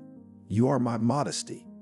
Elizabeth enjoyed babysitting small, as she called Tom and Karina, and still dreamed of a career as a female banker. Steve was flattered. After all, it was his stepdaughter who had made the decision. Steve was sure that this girl would succeed. The 18th birthday of his eldest daughter was celebrated with a big bash. "Our Elizabeth deserves no other," said the stepfather, and the parents began to prepare for the celebration of adulthood. From early morning, the servants worked so hard that a beehive would be jealous. They licked the mansion and grounds, polished the best dishes, took the tables and chairs out into the yard. When balloons and flowers were brought, the servants hustled even more actively. The celebrant went to the beauty parlor. A stunning dress, sewn to order, hung in the closet and waited for its time. Tom and Karina were on vacation, and now the brother and sister were merrily running around the grounds, making a mess and disturbing the servants. This year, Elizabeth had successfully completed her first year at the Institute of Commerce and Law, where her stepfather had studied. She, as Steve once did, never changed her decision. The girl chose the Department of Banking and went to her dream. "I want a red diploma," Elizabeth said decisively after the summer session. "So what's the problem?" encouragingly smiled stepfather. By the way, the girl never considered Steve a stepfather. He became a father to Elizabeth on that memorable day when he picked them up with her grandmother on the highway in a snowstorm. Yes, and Steve called Elizabeth his daughter, that made a lot of noise in the business community. In the internet and yellow publications appeared notes about the illegitimate daughter of the banker Steve.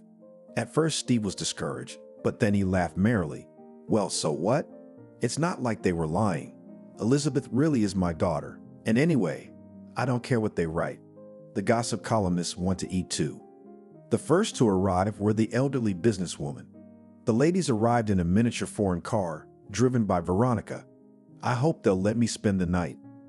The old lady asked with feigned strictness and winked at her daughter and son-in-law. In honor of the first granddaughter's coming of age, I intend to drink thoroughly. No problem, smiled son-in-law. There are no problems with sleeping places. Where is the birthday girl? Betty asked. And the birthday girl is preparing to present herself to the guests in all her glory, Maria proudly explained. The Harry family had arrived by cab. Their only offspring, Jacob, was the young man of the birthday girl. Upon learning about it, the parents of the boy and the girl came to the delight. I never dreamed of a better girl for my son, said Isabella. Well, chuckled Harry, what are their years? They're still learning, getting back on their feet. But I'd be delighted if Elizabeth were to become our daughter-in-law. Yes, she said dreamily. It would be great if they went all the way together. Let's hope for the best, the businessman concluded. Jacob was holding a huge bouquet of roses in a branded package. Where's Elizabeth? He asked after the greetings. Patience, only patience, young man, said the prospective mother-in-law cheerfully. Her Highness is preparing for a solemn exit and asks not to be disturbed. The people were pulling up. The courtyard was filling up with relatives, friends, classmates from the new school and fellow students. And then the music played, and the birthday girl came out of the mansion to the applause of the guests. Elizabeth looked like a picture from a fashion magazine. The golden tight dress emphasized her slender girlish figure and beautifully shaded her fresh honey-colored skin, dark hair, and eyes. A waterfall of brown hair flowed spectacularly down her back, shimmering in the sunset rays. And a small tiara completed the festive image. Well, just like a princess, clapped her hands Veronica. Queen, objected son-in-law. Jacob came out to meet Elizabeth and, kneeling on one knee, handed her a bouquet, which caused a new explosion of applause.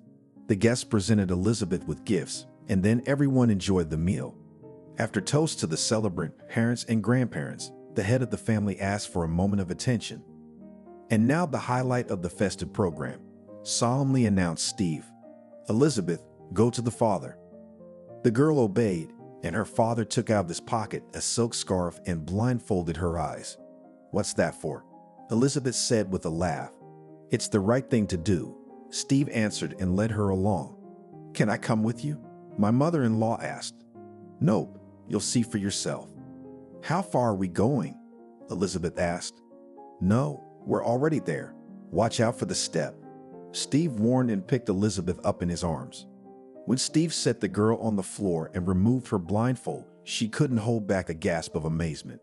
Father and daughter were in the garage, and right in front of them stood a brand new bright red opal decorated with a giant snow-white bow. Is it for me? Exclaimed the girl in amazement. Well, since I brought you here, it's for you, laughed Steve, satisfied with the effect. Please drive. I'm afraid. Elizabeth protested.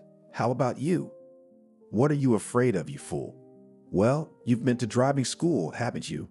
I did. And if I get behind the wheel now, the triumph will be incomplete. Don't you agree? Anyway, don't argue with your father. Get in. I'm so nervous, my daughter confessed. Don't be afraid, I'm with you. Seeing the culprit behind the wheel of a beautiful car, the guests again began to applaud. Welcome to the ranks of car ladies, shouted Alice, Elizabeth's Institute friend. Well done, Elizabeth, Jacob exclaimed. Darling, I'm proud of you. Elizabeth got out of the car, bowed to the guests, and took her seat next to her boyfriend. After they had eaten, the guests wanted to dance and have fun. Steve and Maria stood embraced and looked at the summer starry sky with a smile, decorated with colorful lights. We have raised great kids, right? Steve said quietly, watching the beautiful birthday girl and Tom and Karina dancing dashingly among the young people. I agree, but that's not all, replied his wife cryptically. Well, of course, not all, he agreed. Tom and Karinka are still, in fact, small, and Elizabeth is still learning. That's true, but that's not what I mean. What is it? Steve asked, puzzled. Oh, I don't know how to say it. Well, you'd better say it somehow, now that you've started. Well, Steve, I'm pregnant, Maria blurted out. Wow, that's a surprise. Aren't you happy? She asked sadly. I realize I'm not young anymore, but it just happened. Young? Steve exclaimed. You'll be young to me when you're 90 years old and shuffling around on a gurney. Brr, what a horrible prospect. Maria shuddered and, unable to bear it, laughed till she cried. And what will you be like then? Also on a gurney, holding his stomach, cheerfully said his husband. Elizabeth and Jacob came up to them. What's the occasion? The daughter asked. My father and I imagined ourselves at 90, Maria said, wiping away her tears. And you, Tom, and Karina will have a brother or sister, Steve added. Elizabeth looked at her mother incredulously. Mom, is it true? It's true, Elizabeth, Maria nodded. That's great, exclaimed the girl, hugging her parents. This is news. I will practice on a brother or sister. Let's go to the table. This calls for a drink. Tom, Karina. Steve looked at the beautiful girl and remembered the little girl begging for help that December day. Everything in this life is connected, he thought. Steve realized he hadn't discovered America, but he knew. It never hurts to make sure of it once again. After all, it means that a person lives. Hi. Someone tapped her just below her back. At that moment, she was standing in the store, picking out groceries. Hi, she turned slightly, not even noticing who was saying hello to her. The young man walked past. Selena continued to pick out her groceries. So if I want to make a pizza, I need to buy more sausage and cheese. She spoke out loud so as not to forget anything. And when all the things she needed were stacked in the basket, she went to the juice shelf. At that moment, she wondered who it was that could behave so impudently. Look back. There was no one around. She went into another hall. She saw that young man. She noticed him because he was wearing a bright orange jacket, but she didn't recognize him. The interest was already so strong that Selena decided to approach him. He was looking at various cans of beer, apparently wanting to heat up his evening. When the girl got close to him, she couldn't believe her eyes. It was Alexander. Alexander was her neighbor. For a few minutes, Selena just stood there looking at him, a smile on her face. Probably he felt that look, turned around. Alexander, hello, she said cheerfully. I thought we already said hello. He did not understand. Yes, when? She was happy as if she had met a man on a desert island. Like when 2 minutes ago I approached you. He continued to make his choice. Alexander, I didn't recognize you. I thought who could touch me so brazenly, Selena kept saying. And what, you recognize who? He was indifferent. Well, what are you like? You're not happy. How many years we haven't seen you? A lot. She was ready to throw the basket and just disgorge him. Why are you so happy? He was still serious. Oh my gosh. But if you don't want to socialize, I'll go. But note that I was very happy to see you. She wanted to turn around, but he stopped her. Where to? He held her hand. To the checkout, she answered calmly, realizing that time had passed. And now this was not the man she had once known. Wait a minute, what's your offense? He looked at her the way he had once looked at her before. Selena remembered everything. She just couldn't help but smile. This was Alexander, the one she had so much in common with. They went to the register together, paid, and left the store. What are you doing here? He asked her. I live, she answered, not knowing what else to say. You were leaving, he wondered. She had left and come back. Celine didn't know if she was doing the right thing standing there talking to him. Okay, I'm sorry for reacting to your joy like that, but I'm glad to see you too, he told her. And you know what? Let's go visit me. Selena felt herself starting to get flirty with him. And let's go, he said calmly. They walked together to her house. He took the package from her hands. What was going on inside her at that moment cannot be described in words. Some kind of awe, tenderness, and at the same time, everything was seething, incomprehensible. They came to the entrance. She opened the door, went up to the floor, entered the apartment. Oh, what's going on here? He was immediately surprised to see various construction materials in the corridor, broken doors, plastered walls. Don't mind me. I've been working on it for a couple of months. I can't finish it, she said. If you lived with me, it wouldn't be like this, he said, and shook his head. Would it have been done already? She said with a grin. Of course, I'm a man. I have hands and they grow from the right place. Without taking off his shoes, he followed her into the kitchen. Here, only here is a place where you can sit, and here I sleep. She pointed to the bed, which stood in the corner. And when it's over, he asked. I don't know, there's still a lot of small work to do, Selena sighed. because she was really tired of living like this. Like what? He asked. The baseboards need tearing off, she said. I could do it right now, but unfortunately, there were no tools in Selena's house. Alexander promised he would come the next day and do it. That was very nice to hear because it was unknown when the workers would arrive. While he walked around the apartment and looked at everything that was there, Selena put the pizza in the oven as she wanted. There were glasses on the table, and she pulled out the wine. "Are you trying to get me drunk on wine?" he asked. "Why?" She looked surprised. "No, I have my own." He took a beer out of the bag. "Well, as you wish," she shrugged and sat down at the table. "And what smells so good?" asked the guest. "I put the pizza in the oven." She looked through the glass. "You are also a good hostess," he told her. "Alexander, enough. Let's talk about who, where, what," she told him. As I lived here, so I live and work. What else to say?" He looked at her. This look gave Selena goosebumps. "What about your wife, your kids?" she asked him. "You remember Amy? She was divorced." He stopped talking and lowered his eyes. "Was it a tough divorce?" she asked him. "No." He didn't say anything. "Did she not let him see the baby?" Selena remembered that when they were married, Amy was already pregnant. "Don't ask about that," he asked. "Okay," the girl thought, "it's not that simple." She opened the oven, checking to see if the pizza was burnt. At that moment, Alexander stood up, walked over to her, took her hand. "What are you doing?" She turned to him, smiling. "Yes, Amy and I divorced a long time ago, and as you know, we had a daughter, but she died recently."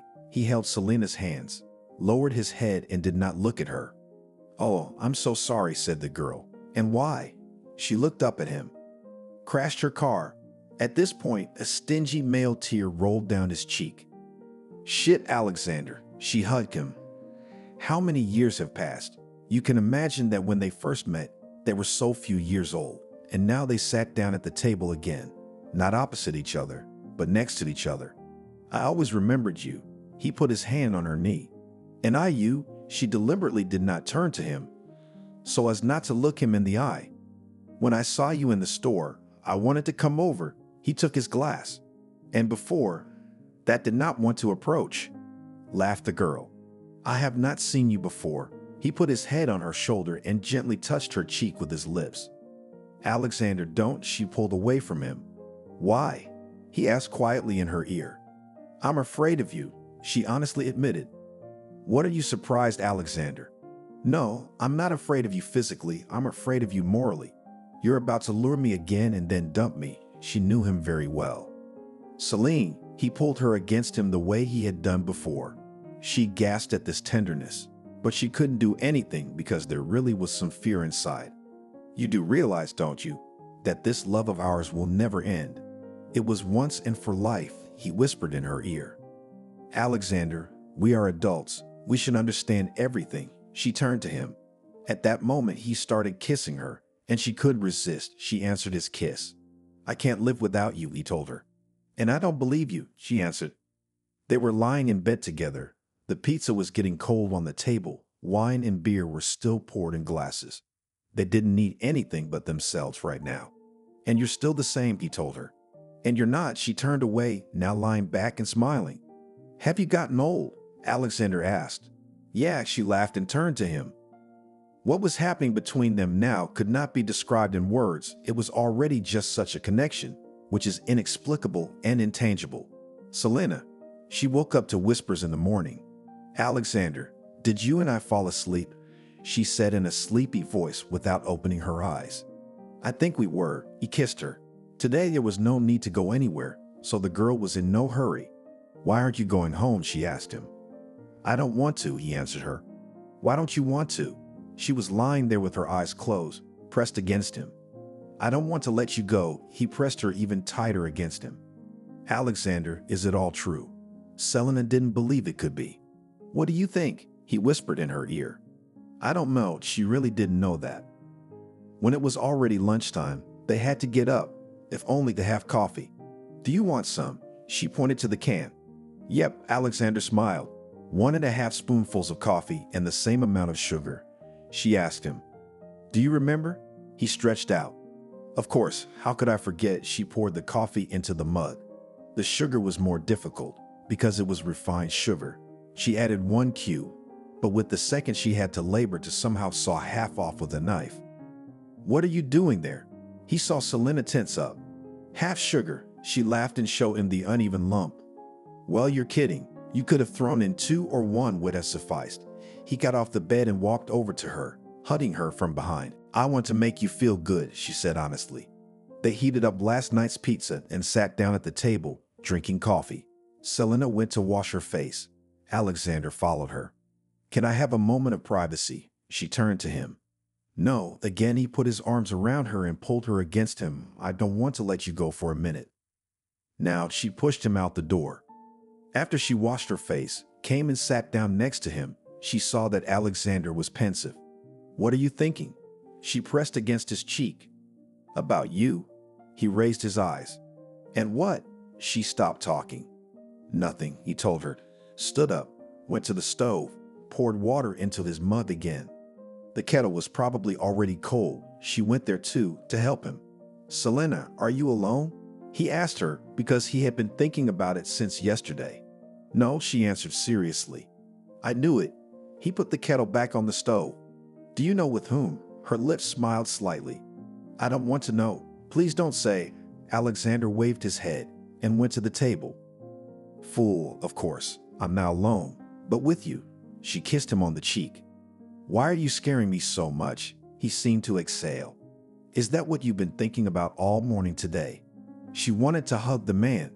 Maybe, he answered. No, I'm alone, she thought for a moment. But you said you're not now. He put his arms around her, pulled her to him and started kissing her again. They spent the rest of the day in bed, and when it was already deep into the night, Alexander burrowed into her hair and said he had to leave. Wait at least until morning, she pleaded. I have to go to work in the morning, so I need to sleep and be awake, and I can't do that with you. He got up and started to get dressed. She looked at this man and realized that he was right when he talked about love. Will you come? She asked. What do you think? He stopped, looked at her and froze for a few seconds. I think not. She didn't even think twice when she answered that question.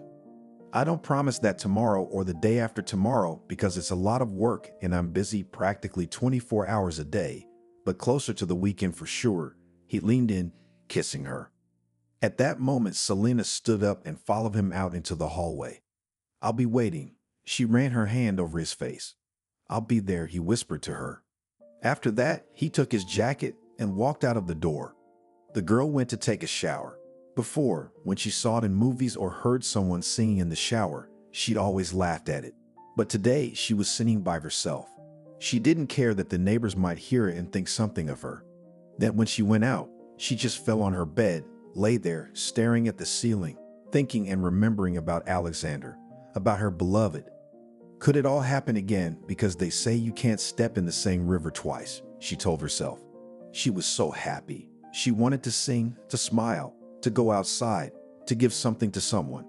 She closed her eyes. Selena was just happy in that moment. But when Friday came, Alexander was not there. The girl thought that maybe he meant Saturday when he said he would come closer to the weekend.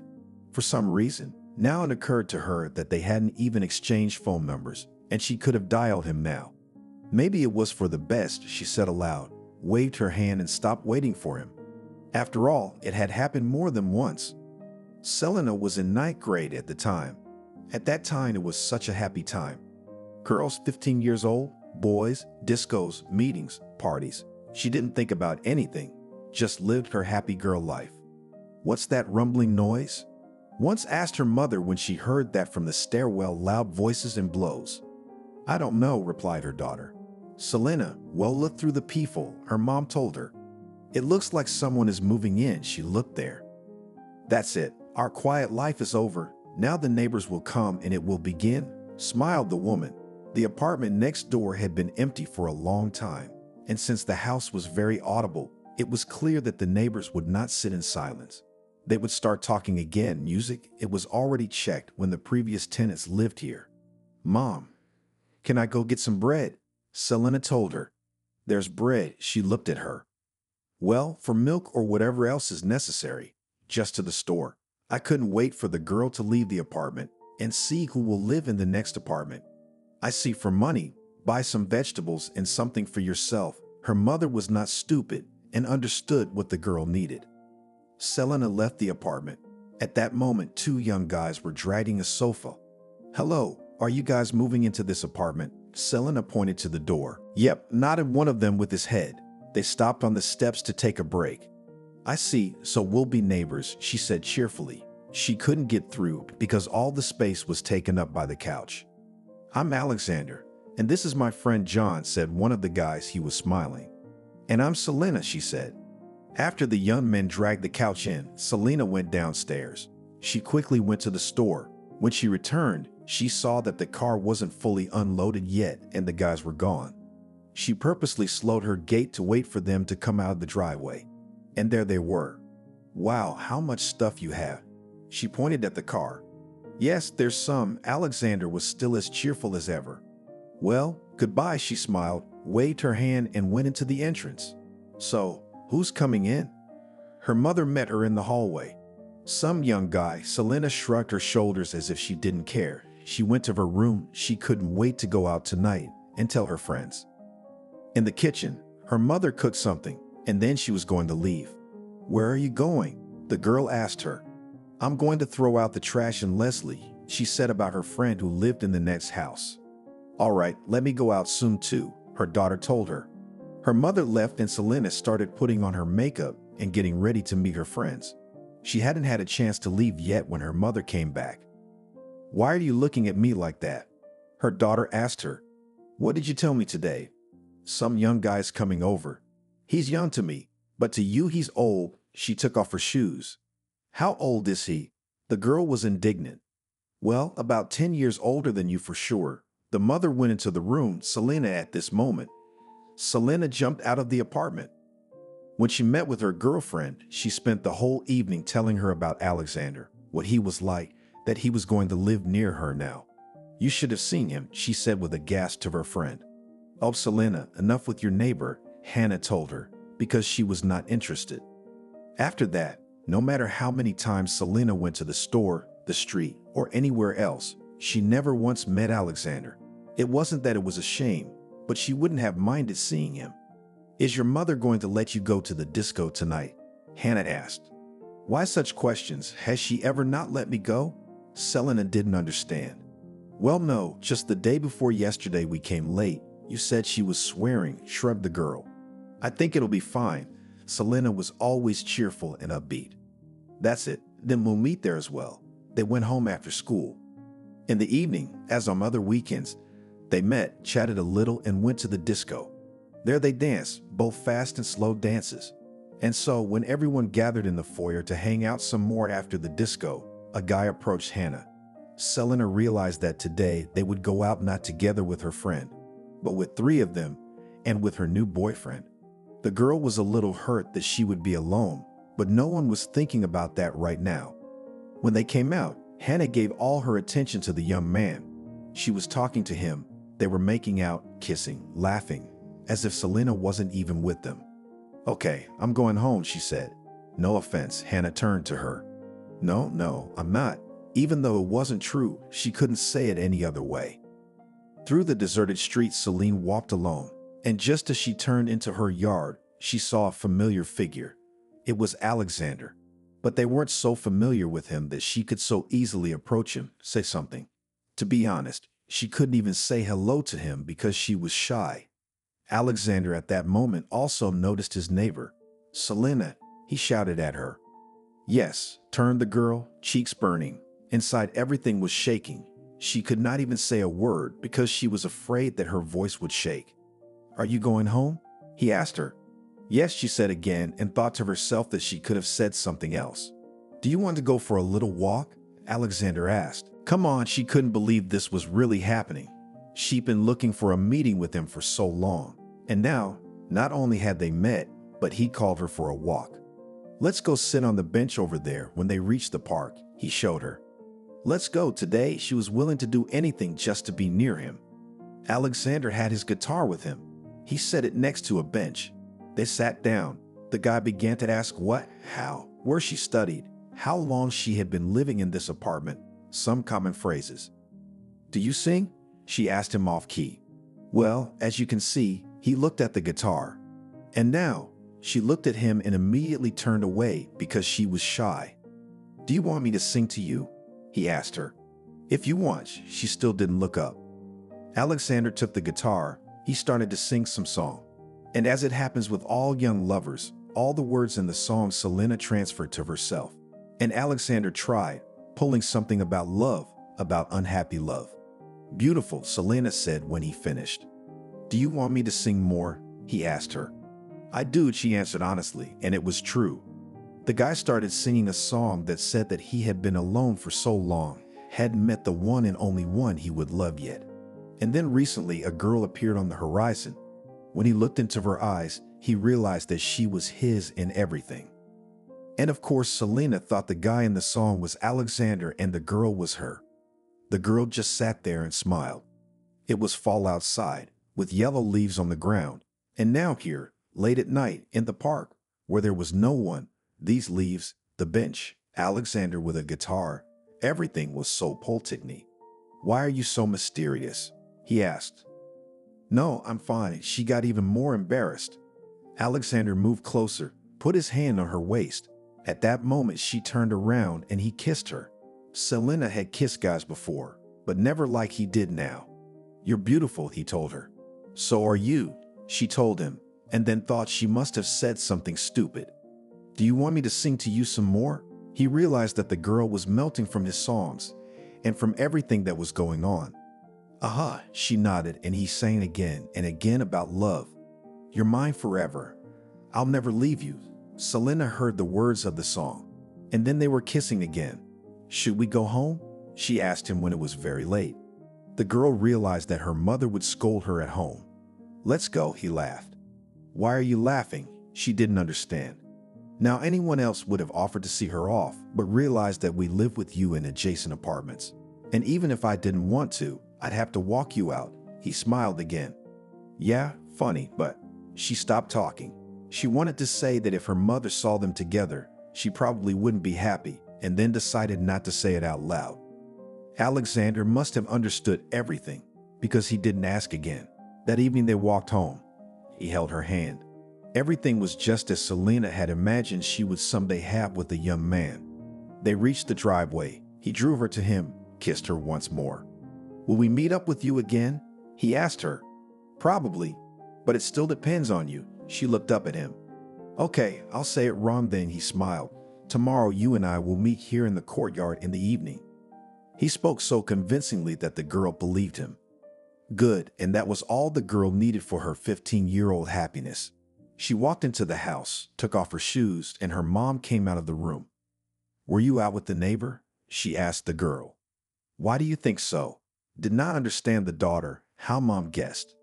"Well, do I look like a fool? You came in and slammed the door at him," she mouthed. "And why can't we come from somewhere together, walk up the stairs, and go into our own apartment?" Selena didn't understand. "Oh, coincidences like that rarely happen," her mother told her, and went to her room. Selena didn't argue with her, went to her room. She lay down on the couch, hugged her favorite bear, and began to remember how tonight had gone. She realized that her parents would never let her date Alexander while she was in school. She had paid attention to him once when he was moving in, so that's why her mother was thinking about it now. Tonight, she didn't even go to wash her face. She fell asleep like that. She had to go to school in the morning, and she was getting ready in the evening. And even though the girls were calling to go out, Selena didn't go anywhere. She went out to the courtyard and sat at a table. Selena waited for Alexander, for he had told her yesterday that they would meet here in the evening. Time went by very slowly. It was 8:00 p.m., 9:00 p.m., and he was still gone. "Why are you sitting here?" She heard the voice of her mother, who came out of the entrance. "Nothing, just so I can't sit here." She was afraid that her mom would think something wrong.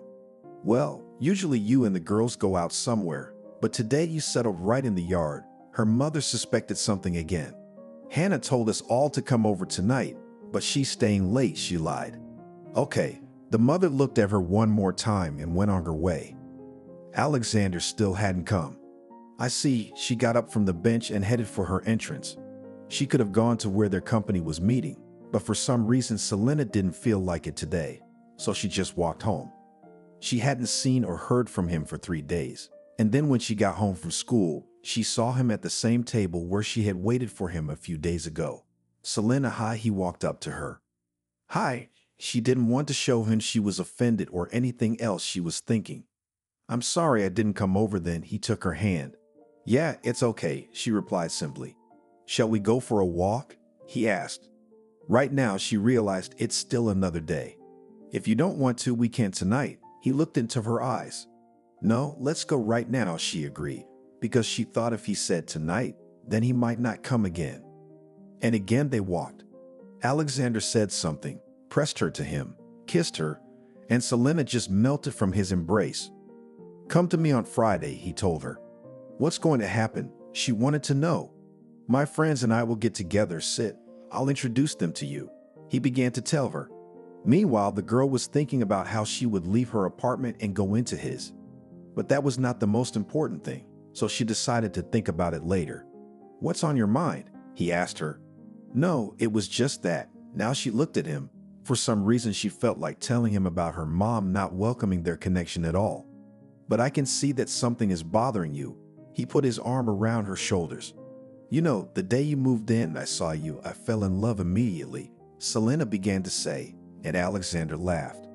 That's your childish maximalism talking in you, he told her. Well, let it be so. So when I saw you, then looked for a long time for meetings. My mother noticed all this, and now, she stopped. And now she's telling you that I'm too old for you and you're still little and you can't come to me, right? He took her face in his hands and kissed her. Yes, she nodded, but we'll figure something out. Alexander was sure of it. Of course, right now it seemed to the girl that she was willing to roll mountains for this man. At school, when she started to tell Hannah about her neighbor, she didn't even want to listen because it seemed that she didn't believe her friend. It turned out that she couldn't consult with her mom. Her friend didn't listen to her. She was on her own. On Friday, when she came from school, she hoped that her mother would not come until the evening, and her father never paid attention to where and when she went. But her mother did not live up to her expectations. Okay, Mom, I'm off, she shouted from the hallway and left the apartment. Selena started downstairs, and with her back, she felt her mother's burning gaze through the peephole. The girl purposely tapped her heels louder so that she could hear that her daughter had definitely left the entrance. Downstairs, the girl slammed the door hard and sat down on the bench. She sat there for about 10 or 15 minutes, then very quietly opened the door, took off her heels, went up to her floor, and scratched at Alexander's door. Ooh, he opened the door. Quiet. She put her finger to her lips. Ah, got it, he said in a whisper. Selena went in and just as quietly closed the door. Alexander led her into the room where her friends were already sitting around the table. He introduced her to everyone, and then they started drinking and eating. The guitar sounded many times that evening. Not only Alexander sang, his friends picked up. It was interesting and fun. Now it was necessary to go home, and so Selena also quietly went out as she came in, went down to the street, after immediately slamming the driveway door and loudly went upstairs. Have you been to the neighbor's house today? Her mother asked her from the doorstep. Mom, are you awake? Was very surprising to the girl because it was not the first time she went out and came back late. But before, her mother did not suspect her of anything and certainly never met her in the middle of the night. I'm waiting for you in the corridor, stood the woman with her arms at her sides and looked at her daughter. Well, here I am. Celine stared at her point blank. Give me your hand, her mother said to her. Why? She didn't understand. Her mother took her hand in her own while looking Selena in the eye. Where have you been? She asked her again. Mom, what's wrong? Tell me. The girl was tired of standing there. Your hands are warm, even if you were coming from Hannah or from where you were sitting. It's not the month of May outside. Your hands wouldn't be so warm, the woman told her. What kind of interrogation? What kind of innuendo? Maybe they were in my pockets. Selena didn't know what else to say. She didn't even think her mother would touch her hands or anything like that. Daughter, he's much older than you. If you start dating him, he'll just ruin your life, she told her. Mom, let me handle this. If I start dating him, you'll be the first to know, she told her and went to her room. She'll sort it out herself. Shook her mother's head and went to bed. The next day, when Selena was coming back from school, she saw Leslie on the bench at the entrance. Hi, she walked up to her. Hi, Hannah told her. This girl was also a few years older than Selena. She was friends with Tom, who lived in the same house as Selena's grandmother. What are you doing here? The girl asked her. Living, Hannah looked up at her. I live here too, but I've never seen you here before, Hannah laughed. We just rented an apartment in this building yesterday. Tom and I are going to live here now, she told her. Wow, you're welcome to visit, smiled Selena, and thought that nothing would be a problem for their meetings with Alexander now, because she could go to Leslie's and her mom would know it. In the evening, when they met, she told him everything. So I know Leslie and Tom too, he told her. So let's go visit them together then, Selena suggested, and they immediately went back to the entryway, up to the floor. Hannah was glad to have guests. Now every night they gathered there, it was fun. They didn't have to go anywhere. The whole group was here. But when her mother found out about hanging out with Leslie, she didn't approve. Where's Alexander? Selena came to see Leslie. I don't know. He hasn't come yet, she said. Selena was offended because he goes somewhere without her. She did not even suspect that the guy could be doing some other personal things of his own. And the one at this time with his friend dipped at the disco girls from the pedagogical school. Naturally, Selena couldn't know about it, and probably Hannah didn't even know about it. And when with Alexander they began to meet after a day after two, then the girl realized that he was still going somewhere. Even though Hannah supported her in everything, it still didn't help. Rightly said then Alexander that it was her maximalist love at 15. When winter was almost over, they sat at Leslie's as before. Alexander came in. Hello everyone. He walked into the room, saw Selena, smiled, immediately went to her, took her hands. Where have you been again? She asked him, although she realized that he had never offered anything, neither to meet nor to be friends, never confessed his feelings, but she still considered him hers. Where I was, there is no longer, he laughed, stood up, picked up the girl, began to kiss her. Alexander, you look kind of cheerful today, Selena said. Yes, he kissed her once more. Did something happen? She saw that this joy was all fake. Selena, I'm sorry, he kissed and kissed her. What for? Tell me already? She pushed him away from her. It was the first time she had ever done that. I'm getting married. I have a wedding in 2 weeks. He said those words and Selena felt like he slapped her. I don't get it. How are you getting married? She stood there in a complete stupor. That's when Hannah walked into the room. I did mishear, she asked. No, guys, I don't know how it happened, but Amy's pregnant. I can't leave her now. He didn't look Selena in the eye. Get off. She took his hands off her, then ran out of the apartment and went to her apartment. What's wrong with you? Saw her mother, how she felt when she came home. Don't talk to me, no one. Went into her room and closed Celine. The tears flowed by themselves. There was such pain in her soul. She didn't know what to do, what to say, how to act. How could he do this to her? Because she had given herself to him completely, dissolved into him, and he just did not understand. Selena didn't go out all week. She didn't even go down to Leslie's to avoid meeting anyone. After the weekend, the neighbor came to see her on her own. Come on, we need to talk. She called her over to her place. The girl left the apartment, quietly went down to Leslie's place. They were sitting in the kitchen. Will you go? Asked Hannah to her. Where to? The neighbor didn't even smile. To the wedding. Where else? Hannah knew it hurt Selena to hear that, but she could not ask because Alexander had asked her to. And what am I going to be there as, a bridesmaid? Selena grinned sadly. Well, enough already. He's an adult. You're still a schoolgirl. How many you will have like him all? Do not be sad. Let him go. Let him get married and everything will be fine with him.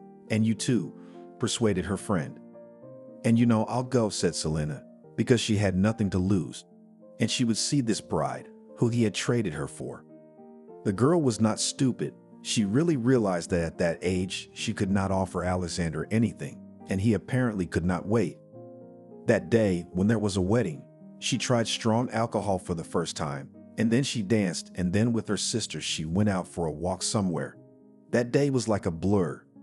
It was painful to watch a happy neighbor kissing some other girl. It was a year away from graduation. Alexander and Amy had gone somewhere. They just weren't in the apartment. At first, Selena felt bad. She was bored. She didn't go anywhere. She stopped talking to Leslie. Then Hannah and Tom moved out. The girl finished her studies, got her diploma, and went to another city to enroll. It had been a long time since Alexander had told her he had someone else. By the time she studied at the institute, the pain had somehow dulled. Everything was forgotten. Or maybe she had grown older and looked at many things differently. No one could explain that. "Selena, are you always so sad?" asked her roommate in the dormitory. "No, I'm normal," she answered. "Yes, I see how normal you are. You spend all day in the room. It would be better to study, read something, notes rewrite. But that's just sitting there, doing nothing," said to her Betty. "Why do nothing, I think," answered Selena. "Ha ha, ha. That's an argument. That's the first time I've ever heard that." Her friend laughed at her.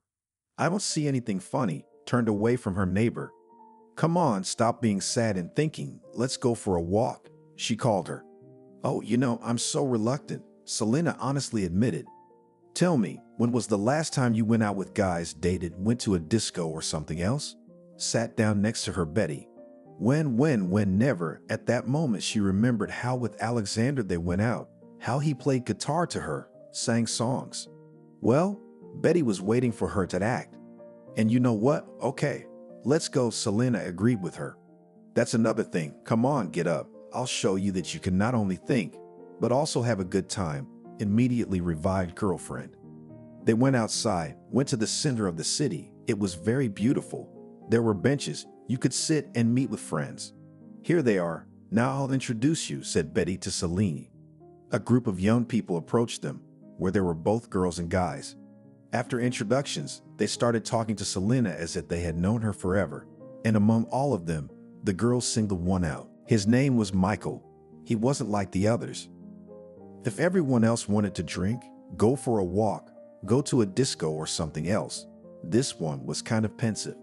He was always looking somewhere, not sitting with everyone else. But today Selena was too shy to approach him because she didn't know what to talk about and what to do. They returned home with the neighbor. She began to ask how and what, liked, did not like. "Who is this Michael?" Selena did not want to put this conversation in a long box. "Wow, girlfriend." The first time she went out on the street, met the company, and immediately began to build bridges, Betty told her. "Come on, I was just finding out." The girl was immediately embarrassed. "Come on, say everything straight. I understand," smiled roommate. "What can I say? I just liked the guy and wanted to know something about him," shrugged Selena. "Well, I can't even tell you anything about him. He's always so quiet, though he gathers with us all the time, but he doesn't say much when he's talking. If everyone is dancing, he sits aside. They tell jokes, he laughs, but he never speaks." Began to remember Betty about Michael. "I see." Selena stopped talking.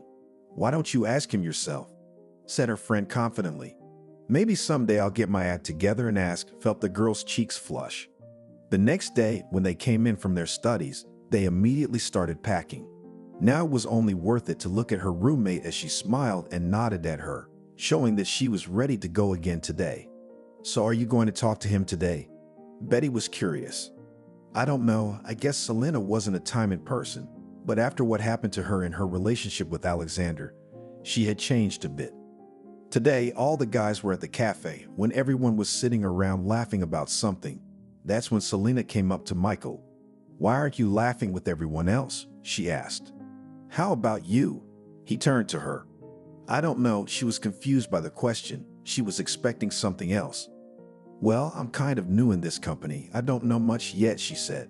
"Well, I'm more of a listener than a talker. I'm interested in these guys, interested in watching what they do, how they do it, but I don't really want to take part in it," Michael told her and looked at her with his clear blue eyes. Selena could see that he was waiting for an answer or some other word from her, but she didn't know what to say, what to talk about. She couldn't think of anything to ask either. "How about we get out of here?" Michael suggested himself. "Where should we go?" the girl asked him. "Yes, anywhere," he told her. Of course, I'm new to this city, but I know a place here. I discovered it recently. Come on, I'll show you, she smiled at him. Now Selena felt inside that something was changing in her. She really liked this guy. In all the time she had spent without Alexander, she had never looked at other young men.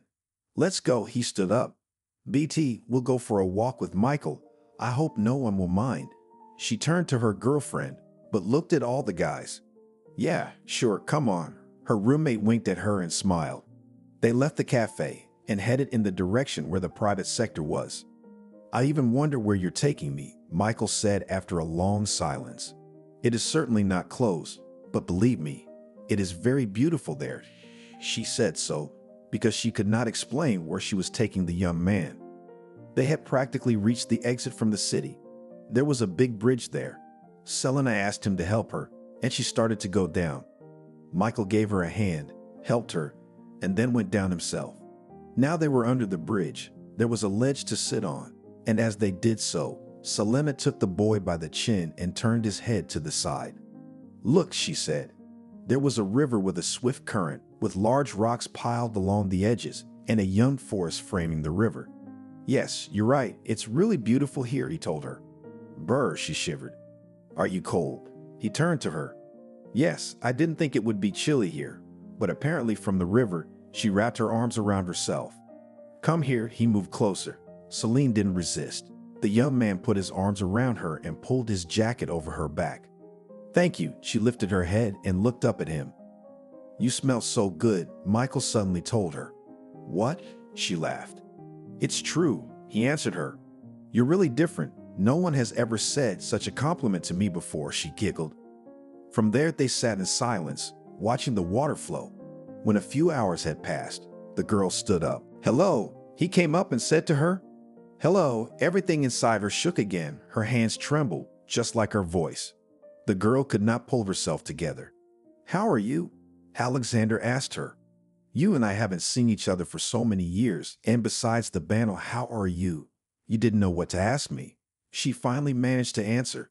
Selena, I'm sorry. He looked at her and she could see that his feeling hadn't gone anywhere either.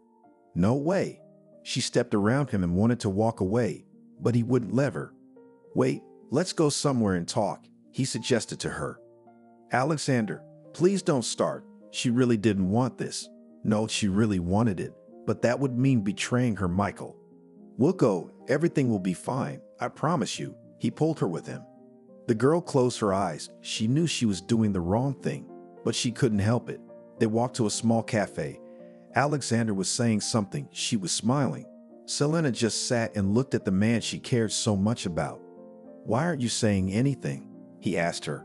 I don't know what to say to you. I realize that you deceived me, betrayed me, but I can't help it. I just want to be near you. Now she wasn't as embarrassed as before. Okay, come here. He held out his hand to her. Selena stood up, walking over to him. He sat her on his lap and started kissing her neck, her hair. She closed her eyes and just gave in to those feelings. Why does it have to be like this every time? She spoke softly. Shall we go to my place? He whispered to her. Do you live there too? She asked him. Yep, he said back to her. What about your wife? This question was not just because she was worried that Amy might see them, but in general, whether she was there now or not. We divorced. He looked into the girl's eyes. Good, she didn't bother asking him why, about what, because she realized that if he wanted to, he would tell her. Now, when they came to the entrance where they both lived, Selena smiled. She took off her shoes, as in childhood, and quietly began to climb the stairs. Alexander carried her bag, followed, and smiled. They entered the apartment, whispered for a long time, then started kissing. When Selena woke up in his bed in the morning, she had no regrets. Are you going to stay? Alexander asked her. No, actually, I didn't want to tell you about it yesterday. I'm getting married. She said those words and smiled. I don't see anything funny, he told her. I just remembered how you once said those words to me just like that, she kissed him. And the fact that you are now cheating on your fiancé, is that normal? Alexander asked her. Yes, I realize that I am doing wrong, but I couldn't stop myself, she said, got up and started to dress. Will I see you again? He sat up in bed. I can't answer that question for you, she told him, took her bag and shoes in her hands, quietly left the apartment. went down to the floor. There she put on her heels and started to climb back up. Selena knocked on the door. Her mother opened it immediately. "Hi," cheered both of them as Selena hugged the woman. The mother only hummed and looked at her. "What?" her daughter asked her. "Nothing, hands are warm." After that they talked a lot and for a long time, and closer to the weekend together went to where Michael and Selena lived. Everything went well. The girl did not even remember about her cheating. Yes, and it was hard to call it cheating. In fact, it was, but not to her liking. She loved this man and wanted to always be with him. And maybe now that her dream had come true, she would forget him forever. But that's just what she thought to herself. 3 years passed. Things were going very well in her and Michael's relationship. Her husband was already working. Now Selena was getting a job too. When she had worked almost a year, she was entitled to a vacation. "Then Oma, I'm going." She looked at her husband. "Yes, of course. Where do you want to go?" He was interested. "First of all, I'll visit my mom, and then we'll see." She almost never hid anything from him. Great. It was warm between them now, as it always was. And so Selena was walking up her entryway again. She glanced at Alexander's door, stepping through her own. Her parents were happy to see her arrive. And when the next day she wanted to meet her friends, she went out into the yard, and again she saw him. And again she couldn't pass by. She stopped. Today, no one asked how and who was doing. They just hugged and started kissing. "So funny," said the girl, when they were already at Alexander's apartment. "What's so funny?" He didn't understand. "I did not know. We meet once every 5 years," she exaggerated. "My beautiful." He removed the bangs from her eyes. "Alexander, don't please," she asked him, knowing that again she would do nothing to make them break up and never meet again. "How are you here now?" "I came on vacation, decided first to see my mother, and then already rushed somewhere further." She was pleased to lie next to him. "And let's go together," suggested to her Alexander. "I don't mind." She turned to him and kissed him. Mom, as usual, didn't know anything. Selena told her she was going alone. She took her suitcase and went to the train station. Alexander was already waiting for her there. They spent the whole vacation together. They both came back, realizing that she was about to go home. "Can't you stay?" he asked her. No, she didn't lie to him because she didn't want to hurt Michael.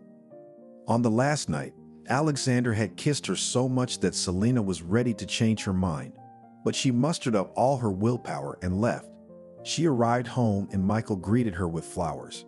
He always did that because he was a very attentive and caring husband. She was a little embarrassed in front of him, but she smiled. Life went on. Almost a year passed, and when Selena was once again going on vacation, she decided that if she met Alexander, she would definitely tell everything to Michael, and they would divorce. And so, when the bags were already packed and she was ready to go out, she suddenly felt sick. "What's wrong?" Michael came running up to her. "I don't know, maybe my blood pressure dropped, and I was dizzy and nauseous. Don't you think?" Michael stopped talking and smiled. "You mean the pregnancy?" Selena guessed. "Yeah," he nodded affirmatively. But it was easy to check. They'd been waiting for this moment for a long time, and now, when she was about to leave, it had come. When it was confirmed, of course, she decided to stay with her husband, called her mom, told her the good news. After that, it was a hard time. All year long, she was nauseous, her blood pressure was high, her legs were swollen. Selena just couldn't wait until it was time to burst into tears. And then it happened. Their firstborn son was born and they named him Mark. Selena had always felt like a young girl who could do anything, but when the baby came into the world, the time somehow quickly ran away. Here she was sitting with him in the maternity leave, and now it's time for him to go to kindergarten. Now there were already other worries, some crafts, applications, everything else. Michael had been around all this time, but they were like neighbors. "Michael, should we split up like you did?" Selena asked him in the kitchen. "I don't know. If you want to, let's get a divorce." He was apathetic as always. "Why are you like this?" She sat down on the chair next to him. "Like what?" He didn't look at her. "Oh, okay." She got up, went to her room. So life went on, and when Mark was in 4th grade, Selena, after all, made up her mind and filed for divorce. The apartment was Michael's parents', so there was nothing to divide. She packed some things, and together with her son, they went to Selena's hometown. Do not regret that so many years have passed, her mother asked her. What's there to regret? I'm like in a cage, here is a child, with whom I need to constantly study, something to do, on the other hand. Pharmacy husband, who always does not care what I say, he will do. Selena was nervous. Don't be so hard on yourself, her mother told her. Say, Mom, are any of the girls left in town? She asked her. You know, I think Hannah's here. The woman remembered something. Do you think they still have a home phone or not anymore? Smiled Selena. You dial it? Check. She's been living with her grandmother lately. Maybe she still has one. Her mother shrugged. Selena dialed her school friend's home number, and after a couple of beeps she heard her. Hannah, hi, she said cheerfully. Selena, it can't be how many years it's been. Couldn't believe it. They arranged to meet, and that evening they spent a lot of fun. Almost all night Selena told Hannah what they had had over the years. They saw that they had changed a lot. They both had children. A divorce under their belt. Well, you go ahead, don't get lost, Hannah told her. Yeah, now, I guess I won't get lost, as long as I've come here to live here, Celine told her. The time was practically 5 in the morning when she went outside and walked home. And when she walked into the courtyard, she just laughed. There at the table sat none other than Alexander. This just can't be. She walked towards him. Selena, how are you here at this hour? He looked up at her. I left my husband, I came to my mother, and you?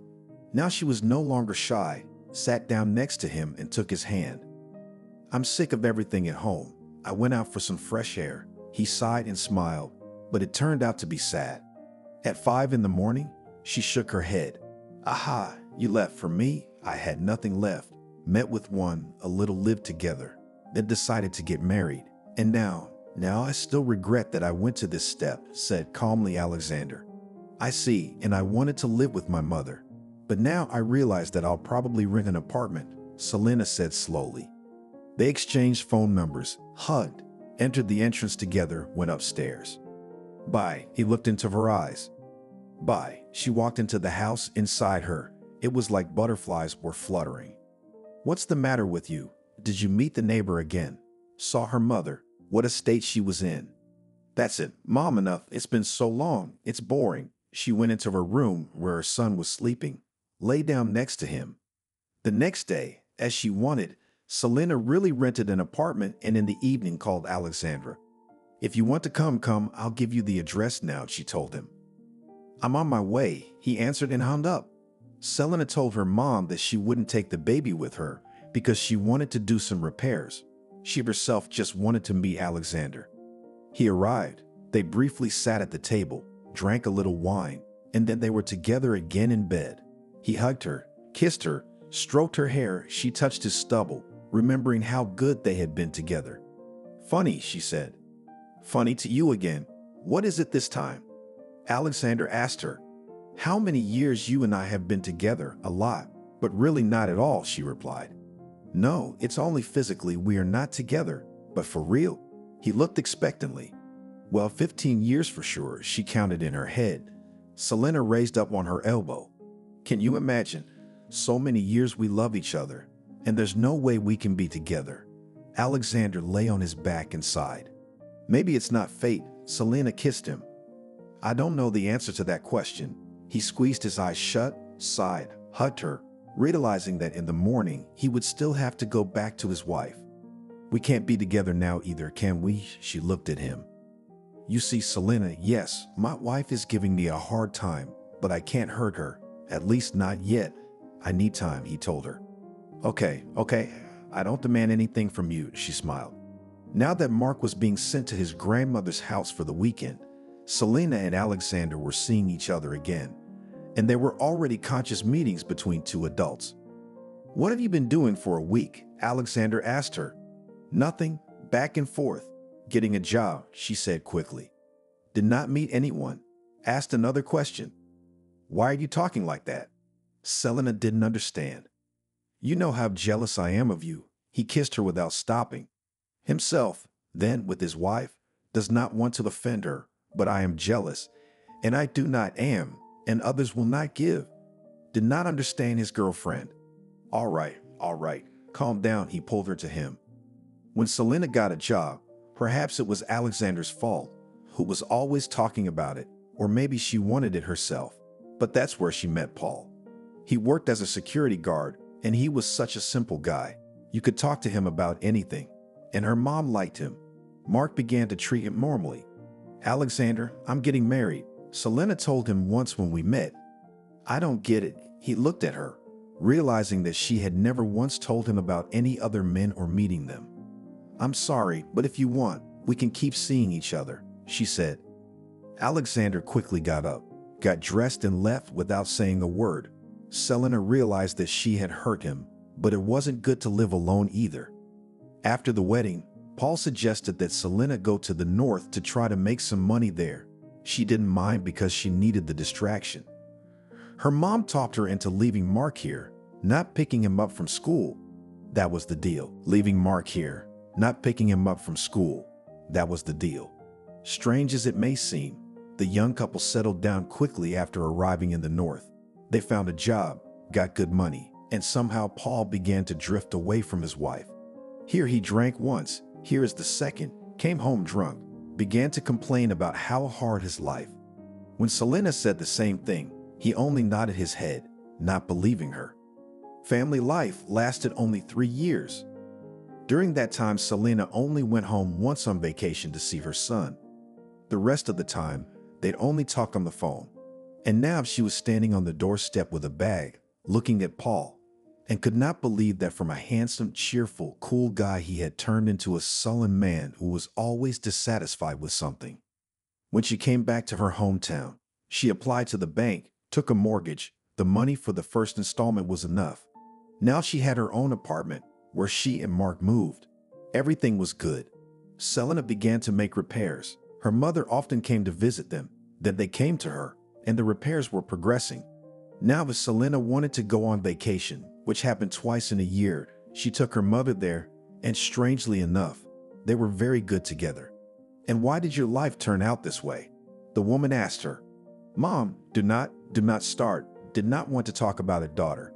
I'm not starting. Everything is still ahead of you. You're only. She didn't have time to finish. Selena interrupted her. Let's not talk about age right now, she asked her. Okay, the woman agreed. Life went on as usual. And then the mother got a trip to a sanatorium for 2. She went to Selena. Oh, no. I'm not going with you. She immediately waved her hands. I see, the woman knew there would be nothing for her to do at the sanatorium. Then I'll take Mark with me. That's fine. Go, you rest there, and I'll rest from you, laughed Selena. Grandmother and grandson packed their bags, they left. Selena had only been home alone for 2 days. She just enjoyed this loneliness because there was someone in her life all the time. And so she decided to go to the store, where the very fateful meeting took place. When Alexander said hello to her, Selena went about her usual business. She went to work, met with friends. On her day off, she decided to go to her mother's apartment to help her with the kitchen renovations while she was away. Hi, she passed by her father's room and immediately began to prepare the room for wallpapering. Are you going to be here alone? The man didn't understand. Why not, she wondered. Okay, the father waved his hand. He was not in the life of this family at all. When everything was finished, Selena went home. It was a day off, 7 o'clock in the evening. She thought it would be good to meet Hannah. The girl took her phone out of her pocket, went into the entryway, but she didn't have time to dial the number. Alexander was sitting on the windowsill in the entryway. What are you doing here? Selena was surprised. I'm waiting for you. He was not embarrassed at all. Ah, she stretched out, passed by, came up, opened the door, and waited for him to come in, so as not to find out all this on the stairwell. Are you offended? He crossed the threshold. No, she replied wryly. I see. Alexander realized that he was guilty before Selena. Will you have tea? The hostess realized that today she would not be able to go anywhere. Yes, he sat down on a chair and looked at her. Well, tell me, why did you come? She turned her back to the stove, doing something there so as not to see Alexander. I couldn't. He didn't explain anything. I see. If now I cannot. She could not help but take offense at him. Honey, I had so much work to do, he approached her, and now he had no doubt that she would not resist. Alexander, she pressed her back to him. I took a few days off, he spoke directly into her ear. So, Selena turned to him. Spend that time together. He turned off the stove and pulled her into the room. Wait, she couldn't keep up with him. And again the gentle embrace, the hot kisses, everything the girl liked so much. She lay on his arm and thought of different things. What do you think? He was lying on his back. Why do you think I'm thinking about something right now? She smiled at such a tautology. Silence means you're thinking. A man can't do otherwise. He turned a little towards her. What can I think about? Only you. She smiled and kissed his shoulder. And what is there in your thoughts? Alexandra wondered. Nothing. I think that I should have waited so many years to lie with you like this now. She turned on her stomach. Selena, I love you so much, he stroked her. I love you. She was having a ball. They lay there, cuddling. They didn't want to get up at all. They fell asleep. In the morning, the girl woke up first. She wanted to surprise her guests with something. She went to the kitchen, started the dough for pancakes, and began cooking. At the same time, she had a kettle boiling. Selena made fragrant coffee, rolled the pancakes beautifully, arranged everything on a plate. She took a small creamer, filled it with jam, which her mother brewed. Wake up, darling, she brought everything to his bed. Good morning. He opened his eyes. Look what I made for you. She put a plate on the nightstand. What a delicious smell, Alexander stretched. He started to eat his breakfast, at the same moment giving a bite to Selena as well. They were acting like teenagers, though it wasn't like that at all. What are we going to do today? She asked and smiled. Probably for the first time in her life, she was so happy around a man. I don't know, suggested. He looked at her with loving eyes. Let's go to the park where we used to walk, she suggested and asked at the same time. I don't even know. He was somehow embarrassed. Why? She pouted her lips, pretending to be offended. And let's order something and lie around all day. He said his version of leisure time. I have great movies. She wanted to watch them for a long time, but somehow she didn't have time. See, you wanted to go to the park. He hugged her again. They couldn't get enough of each other. They couldn't let each other out of their embrace. So they lay like Alexander suggested. They didn't even make the bed. That's it, enough chilling. Selena said the next morning she had to go to work. Do you mind if I stay here? He asked her. Of course not, she was going to. I'll be there soon. She kissed her lover and left. Everyone who saw the girl now realized that she had something wrong, because she only did not glow with happiness. Are you in love, friend? A co-worker came up to her. You know, I don't want to tell anything yet, somehow later. So as not to jinx it, Selena was afraid that Alexander could leave again and never come back. Okay, I see that you're doing well. I will not interfere, withdrew from her. Somehow the girl finished the day. Home did not go and flew. Now Selena did not care who would think about her, how she behaved. The girl went to the store, bought everything for dinner, went to the house, and another fabulous evening took place. I feel so good with you. The man pressed her against him. Even though Selena realized that she had accepted him once again, and he might think it would always be like this. If he did something or made a mess of things, she would still forgive him and take him back. But she couldn't help it. So many years without a normal relationship had taken its toll. Would you give birth to me? Suddenly asked Alexander. Do not understand? She stopped the course of her thoughts because they were interrupted by his strange question. And what is not clear, he turned to her.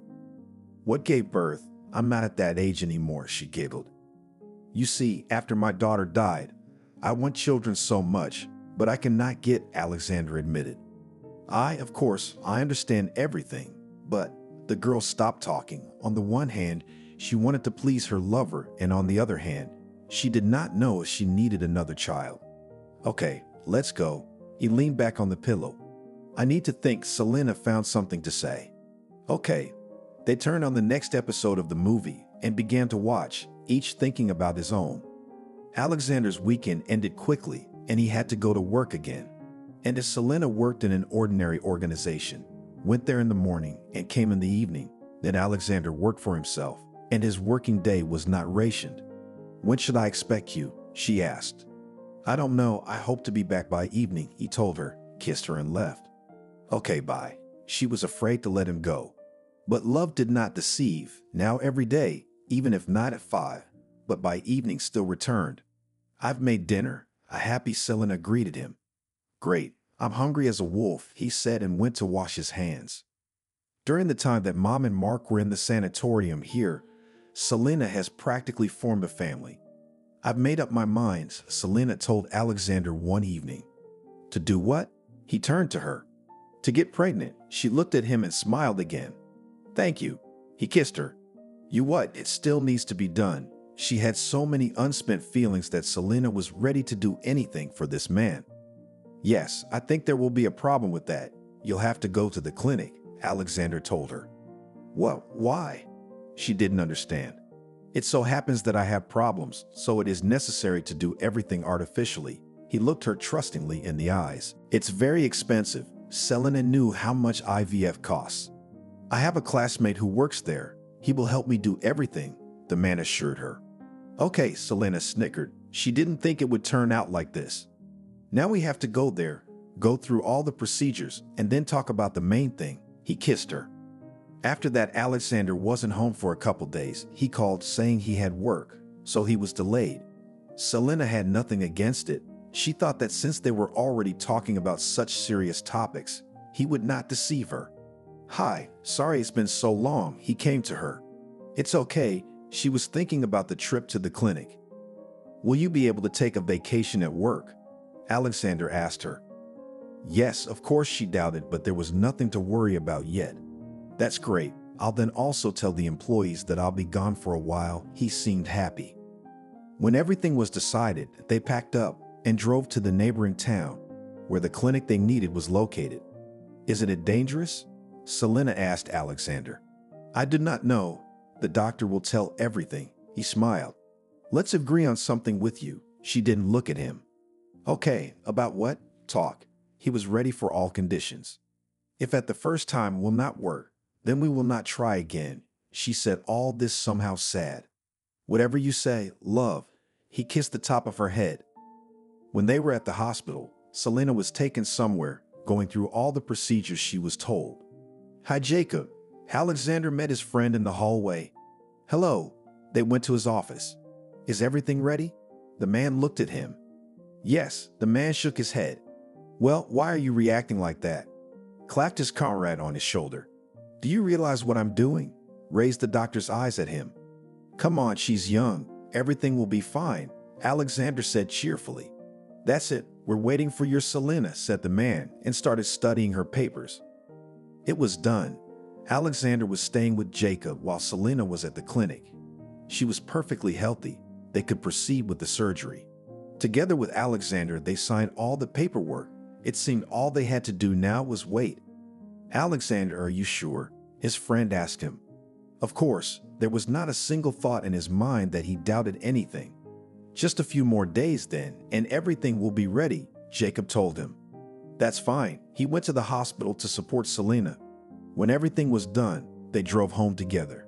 The girl had gotten all the recommendations from the doctors, so now all they had to do was follow everything. Come on, let's not say anything to anyone yet, Alexander told her quietly and hugged her. Good.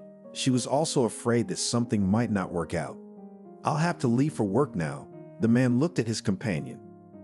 Good, well, I'll go to my mom's. They've been here for a while, said resting. Selena didn't understand how she felt right now. That's fine. See you later. He kissed her, walked her to her mother's house, and then went about his business. Selena walked up the steps. There were so many thoughts in her head that she thought she would go crazy if she thought about it all. In the end, the girl decided not to tell her mom anything for now. How it was going to be would be the way it would be. Hi, she entered the apartment, first hugging her son and then already her mom. Where have you been so long? Looked at her woman. I became ill. I decided to take a long vacation and went to the clinic, a little to tidy up my health. And what are you in pain? The woman got worried. Nothing in particular, but it wouldn't hurt to get better. Selena lied flat out. Don't upset me like that. Her mother hugged her again. They sat and talked. Mark told how he and his grandmother had spent time in the sanatorium. And Selena had one thing on her mind, that now she was expecting a child from Alexander. "Daughter, I can see that something is bothering you." When Mark went into the room, the mother decided to talk to the girl. "Mom, I can't tell you anything yet because I don't know anything myself." Selena looked her in the eyes, so she believed her. And it wasn't untrue. The girl really wasn't sure about Alexander, about his attitude towards her, because he had betrayed her so many times. "Okay, I won't pester you. When you think it's necessary, you'll tell me," kissed her daughter on the cheek. "Thank you." Selena went home because she hoped that Alexander would come to her. And he came, which couldn't help but make her happy. "What's with the mood?" he asked from the threshold. "I don't know, probably hormones." She came over and pressed herself against him. "It's going to be okay." He hugged her, and now Selena felt as if he would never leave her side because of the pregnancy. "I know." They stood like that in the hallway. The next day he went to work. Selena has to work too, but the condition was such that she just couldn't do anything. "Hello," she called her boss. "I'll stay home today. I feel really bad." She understood that she had just finished her vacation, but she couldn't do anything in that condition either. She stayed home. She stayed in bed practically the whole day. At some point, she had to call the doctor to ask why things were like this and what to do. "Selena, is everything all right?" Alexander called her back immediately. "Yes, how did you know?" She was surprised. "You forgot that Jacob is my friend. He was on his way to see her." "Right," she remembered. "I'll be there in a minute." He stopped talking to her. "Okay," the girl said simply already. Alexander arrived. He was so caring, doing everything for his girl. She immediately felt better as she snuggled up to him, fell asleep. From then on, Alexander was home or just around her as often and as long as possible. It was pleasing. One evening they were sitting at home. Selena was stirring sugar in a mug. "Alexander, are we going to live like this?" she asked him without raising her eyes. "Don't you get it?" He got nervous. "What is not clear here? I want to be your wife." She did not hide anything. "Let's wait until the baby is born, and then we will celebrate." He took her hand, pulled her, and pressed her to him. "Okay," she always agreed with him. When a few months passed, Mark noticed that his mother had gotten better. Now it was impossible to hide from anyone that she was expecting a child. "Honey, when did you want to tell me about this?" Her mom came to visit her. Selena became nervous that at any moment Alexander could come, and she did not want her and her mom to meet. "And let's go to your place, we'll talk, or just take a walk." The girl began to dress. Good was not against the mother. They went outside, walked, talked, but Selena never said anything to her mother. "Yes, I'm expecting a baby, but I haven't said anything to anyone yet," the daughter told cryptically. "Well, I don't recognize you lately." She wanted to hug Selena, but she pulled away a little. "What are you doing?" Her mom didn't understand. "I've been sick of the smell of perfume lately," she smiled. "Are you coming home or to our place?" Her mother asked because Mark was at her place. "I'm going home," turned around and walked Selena. "Okay, bye," the woman said in her back, realizing that not everything is easy in her daughter's life. Alexander could show up today and then be gone for 2 days. Some moments Selena just wondered why she had agreed to all of this. She would be alone now. How good it is when you don't think about anything, don't suffer about anyone. But no, she had to meet him again. Pregnancy had taken its toll. All Selena did now was cry and wait. "Where have you been?" She met Alexander once again with a red-eyed girl. "My darling," he began his song. "You know how I'm alone here. I can't tell my mom yet." She was crying again. "That's it. Calm down," he told her. They spent many days together, but except for compliments and hugs, Alexander gave nothing to the girl. "Here, everything necessary." He brought her from the pharmacy medicines. "Thank you, but I need you." "Not all this." She showed her purchases. "Understand, I work. We need something to live on." He kissed and hugged her again. Toward nightfall, he left again. What the hell is this? Could not get out of her depression, girl. The next day, she called a friend with whom she worked together. "Hi, can you come over?" she asked her. "Yeah, what's wrong?" She got curious. "Come, I'll tell you everything." Selena finally decided. Her friend was at her place in the evening. They sat in the room. The girl was shocked to see Selena's belly. "So you'll be on maternity leave soon," she said. Yeah, no one at work knows yet. I'm hiding it as best I can, she said. Yes, friend, and I thought you were on a roll, smiled the collie. I do not know why I went to all this, cried Selena, and then told her friend what and how she had happened. What's wrong with you? She couldn't believe her ears. Here, imagine what women are stupid. Selena continued to cry. And who is this Alexander of yours? She asked. Here, the girl showed her a photo in her phone. You what? I know him, made Big Eye's friend. Well, a lot of people know him. Selena calmed down a bit. And I know of his wife, the girl said. I don't get it. What wife? He's not married. It was Selena's turn to be surprised. How come? She works in a kindergarten, said the collie. No way, cried the girl even more. At that moment the doors opened. Alexander appeared in the apartment. Hi, Alexander, stood up the guest to leave the apartment. By doing so, she let him know that she knew him. Hello. He turned pale, walked into the room. Stop crying, you could hurt the baby, he told Selena. Why did you do all this? She didn't understand. I love you. He wanted to approach her. Until you get divorced, don't even think about it. She put her hands out in front of her. What are you listening to her? It's not enough what gossip is going around the city. Alexander tried to justify himself. What do you want to tell me that she just deceived me? Why should she?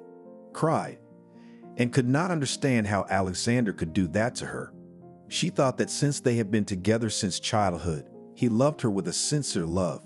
How many times he had asked her to forgive him, and how could she believe it all? And why would she have a baby now if he wasn't around? How to tell her mother about all this? Many thoughts were in the girl's mind. Selena, he approached her. No, I told you. Until you go see your wife, you can't even come near my house, she told him. What am I supposed to tell her? Alexander started talking to her differently. How is that what?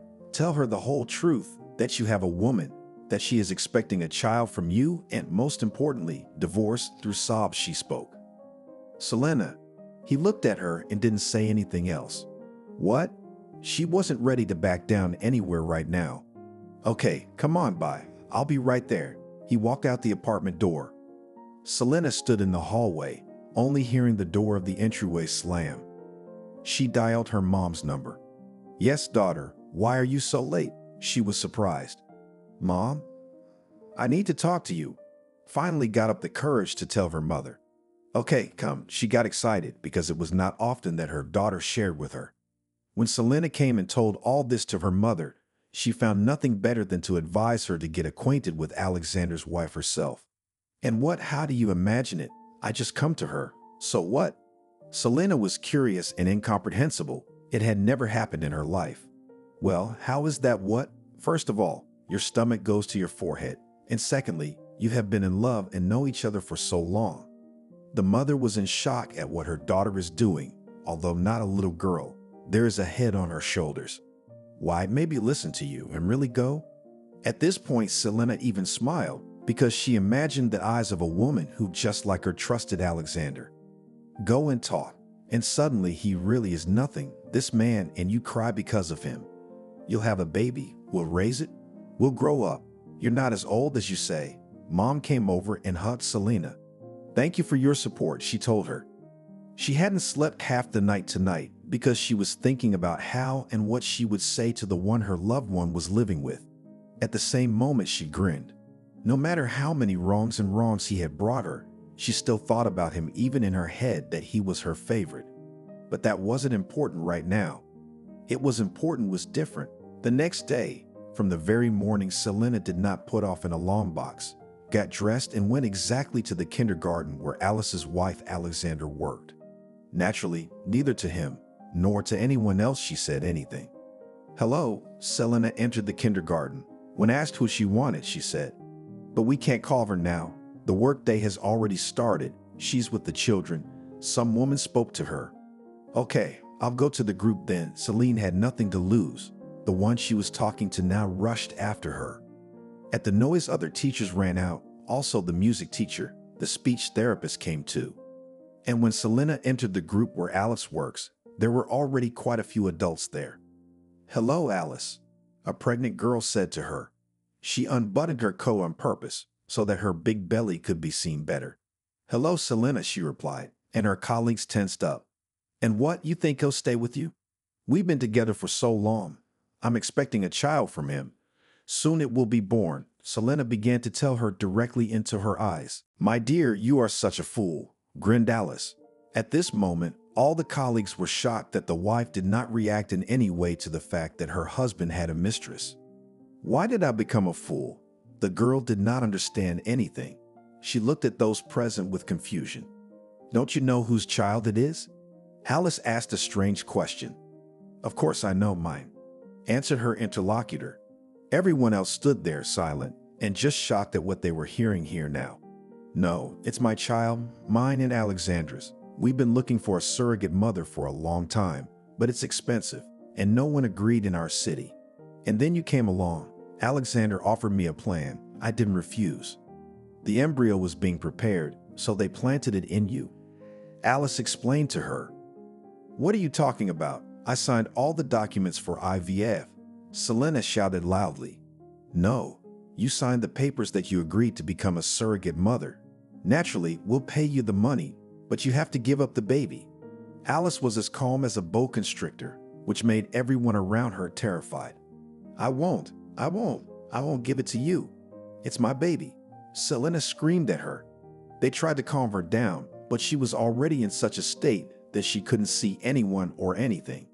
She ran down the stairs and out into the street.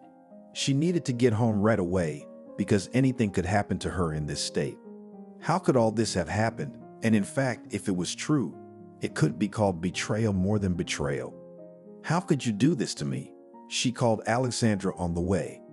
Selena, tell me exactly what happened. He heard that she is in a very bad condition. What's going on, and you're asking me that? She shouted all over the street. Naturally, in such a condition did not have to wait for anything good. Selena was put in the hospital. In the evening she became ill. An ambulance was called. She was taken away. Alexander came as soon as he heard. Come here. She looked at him like a wolf at his prey. Beloved, believe me, I do not love her. I have always loved you. Everything she told you is not true. We did honestly, Alexander said and begged her. Man, you're only making things worse. She can't worry, it will be bad, the nurse told him. I will come tomorrow, and before that I will write. He sent the girl an air kiss. She lay on the bed, looking at the ceiling, and did not understand who then in life can be trusted. After this moment, it was not clear what to do at all. Selena decided to tell everything to her mom, even though she didn't want to at first. She dialed her number, and even though it was very late, the woman came. Wow, her mom listened to her. Can you imagine how this could have happened? Selena cried. And I told you years ago that he would ruin your life, cried the mother along with her daughter. Don't. Now Selena tried to calm her down. At that moment there was a prickling at the bottom of her stomach. Ouch. Grabbed the girl for him. What? Did not understand the woman. I do not know, raised her eyes full of horror at her mother. Then she got up and ran into the corridor, called the doctor. Everyone immediately fussed, ran. The woman was put out into the corridor. Call Alexander. She heard her daughter ask her to do so. Alexander, hello, this is Selena's mom. She dialed his number from her phone. Did something happen? I was at her place a few hours ago. He asked tiredly. Yes, she's in labor. Nothing, the woman softened or hid. On my way, he said and passed out. Things were not easy for Selena. She was screaming loudly. The mother was left in the corridor only to worry. Alexander promised but never arrived. It had been hours, but he still hadn't been there.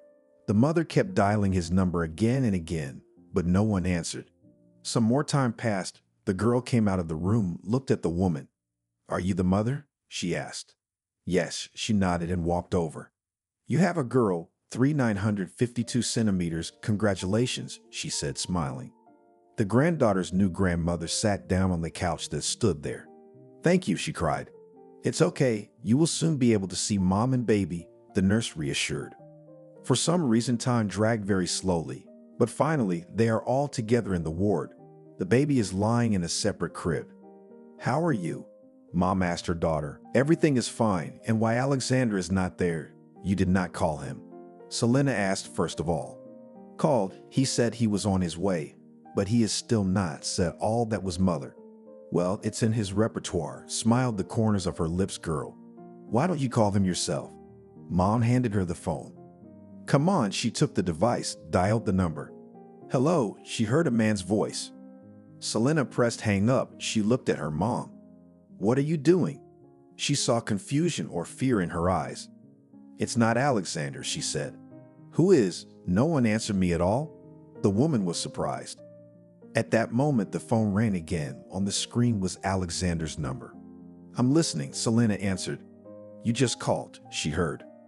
Who is this man to you? A new question. He is the father of my child, Selena said calmly. She tried not to be nervous. Together with his wife, they were in an accident. They are being taken to the hospital now. She learned about what happened. What do I have to do? Selena got worried. I just informed you about it. You can take care of it yourself, she beeped. And what? Waited for her mother to know what Selena had learned, because her eyes were getting bigger and bigger during the conversation. And then she started to cry. Alexander is in the hospital, and together with his Alice, cried Selena even harder. At that moment, the baby cried. It needed to be fed. So the woman left the room again. She decided to go to where Alexander had been brought and talk to him. Since she decided, she started to do it. The woman called a cab, reached the hospital. What she learned there made her change her plans a bit. Hello, a husband and wife who had been in an accident were recently admitted here. The visitor spoke quickly. Yes, but I want to upset you. While the ambulance was on its way to the hospital, the woman passed away and the man is in a coma, the doctor told her. I see, thank you. She went home, didn't know whether to tell her daughter or not. She decided that when she was discharged, she would tell her. Every day Grandma and Mark visited Selena, everything was fine, so they were discharged within a week. Everyone was happy. I'm wondering why Alexander isn't in touch. What's up with them? I need to call, Selena told her mother. Selena, I have something to tell you. Lowered her mother's eyes and spoke out what she had learned that day at the hospital. Mammy, can you stay with Sophia? I need to go to him. She looked at him with a pleading look. But let's hurry up. The child will soon be hungry. She realized that it was useless to do anything. Thank you, my dear, kissed her daughter and ran. She entered his room. He was lying with a broken leg, and something was with his hands. Hello, she said quietly at him and smiled. Hello, he looked only with his eyes. He couldn't even turn his head. You've had a daughter? Congratulations. She leaned over and kissed him. What did you name her? Alexander had already been told what had happened to Alice, and he realized that this was really their child now. Sophia, Celine said proudly. Beautiful. He grinned as best he could. After that, the girl sat down on the edge of the bed next to him. Will you be able to forgive me? He asked for the 100th time in her life. I think so, because you made me happy, and now you gave me a daughter, Selena cried. I'm sorry, a tear rolled down her cheek. He looked at her. I have to go now, but I'll come back tomorrow, she said and kissed him. She didn't know where she got so much love and kindness for this man. At home, she studied with the baby. Mark was also interested. He helped his mother to fill the bathtub with water to bathe Sophia. Afterwards, he rocked his little sister in his arms. Mark, do you remember Alexander? She asked him. Of course, he came to visit you many times, nodded the boy. Would you mind if he came to live with us? Selena wasn't sure about that yet, but for some reason she thought that Alexander would do exactly that. Of course not. If you will be happy with this man, then I'm all for it, especially since he is Sophia's father, hugged the boy to his mother. You are the best son, she kissed him. Now they all went to bed, and in the morning the whole family went to the hospital. Alexander could already get up. On crutches, he waddled down the steps of the hospital. Hello, Selena. Mark and Sophia were waiting for him in the street. Hello. He shook Mark's hand and kissed his girls. After that, they sat on the bench for a while, talking, and then escorted the man back. Now that time has passed, will you agree to be my wife? Alexander asked. Tell me, is it really true that everything was real with me? She asked him. Of course, Alice's eggs somehow didn't fit, but you have to ask the doctor, he answered her, and lowered his head, because he was ashamed. You know, even if it was not so, I still would not give this child to anyone. She hugged Alexander, and the goosebumps ran down her body, so she loved him. I know, my love. He pressed himself against her, and realized that this was the only one who would never deceive and betray.